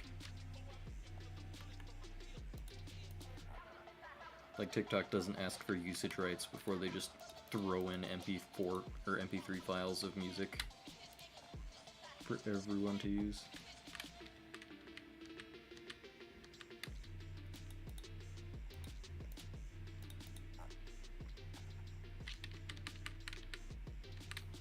I'm thinking wrapping it this way.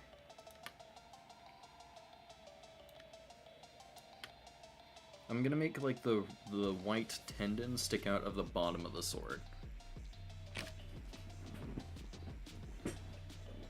So this isn't the whole handle just yet.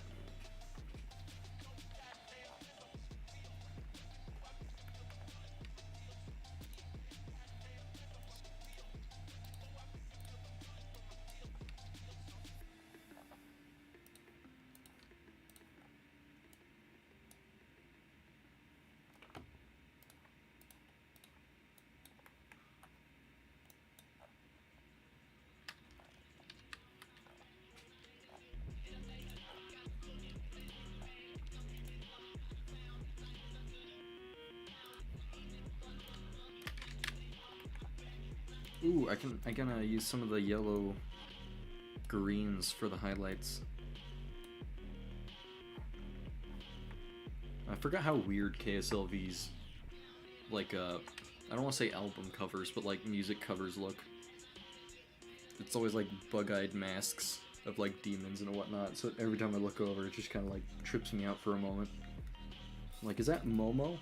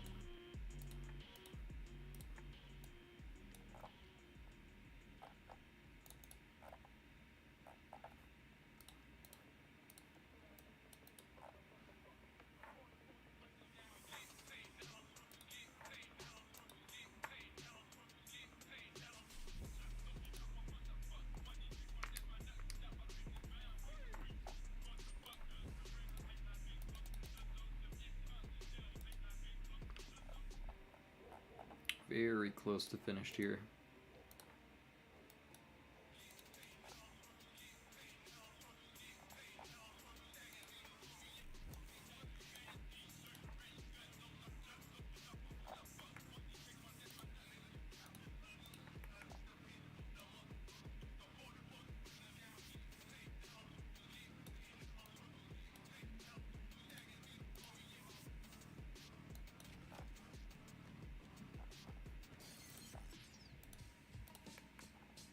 There's gonna be no counterweight. This is like a sword for a scrawny anime character.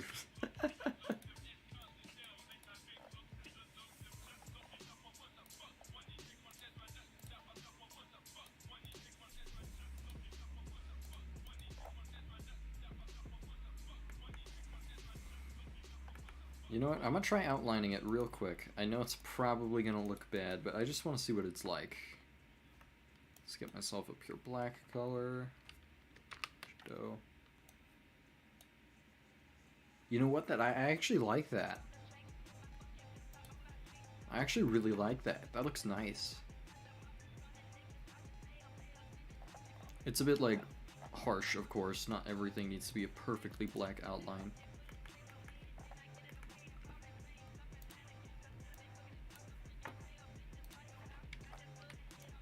I'll try some sellout tech here and there.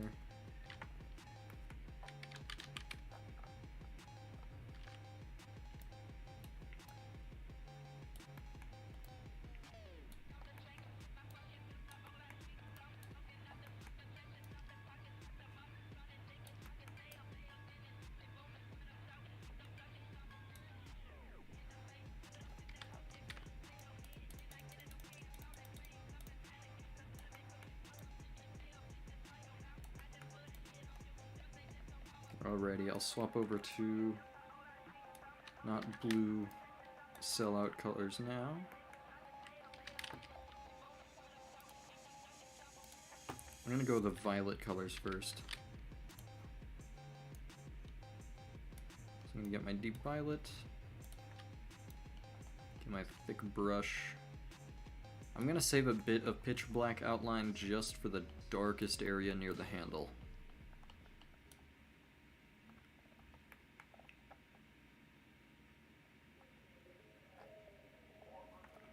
Alright, now we go all in on the red.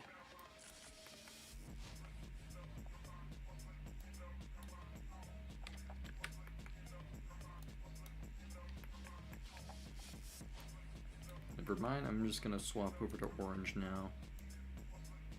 I'll go for red-orange.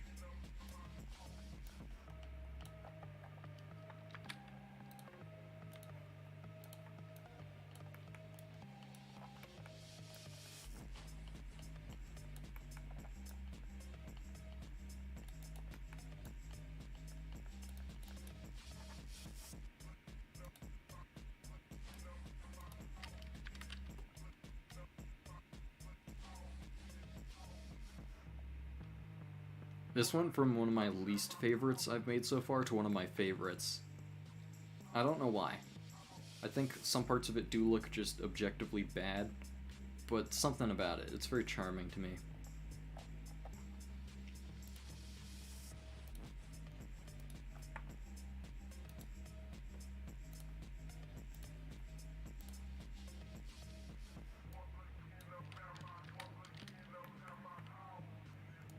Gonna grab aqua blue.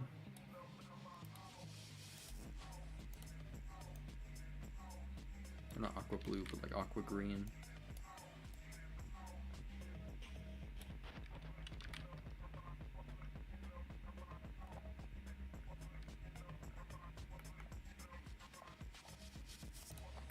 Now the final touch, I'm gonna highlight this.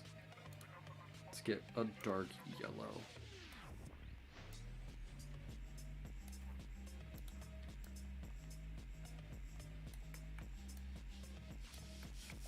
This is going to serve as the super highlight outline, sellout shade.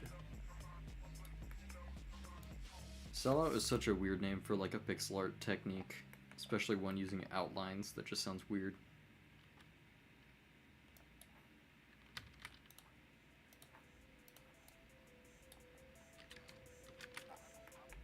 Alright, this I'm gonna keep black. And I'm gonna call it there for the stream today. Unfortunately, I am very not feeling up to the weather, unfortunately. Well, I tried my best.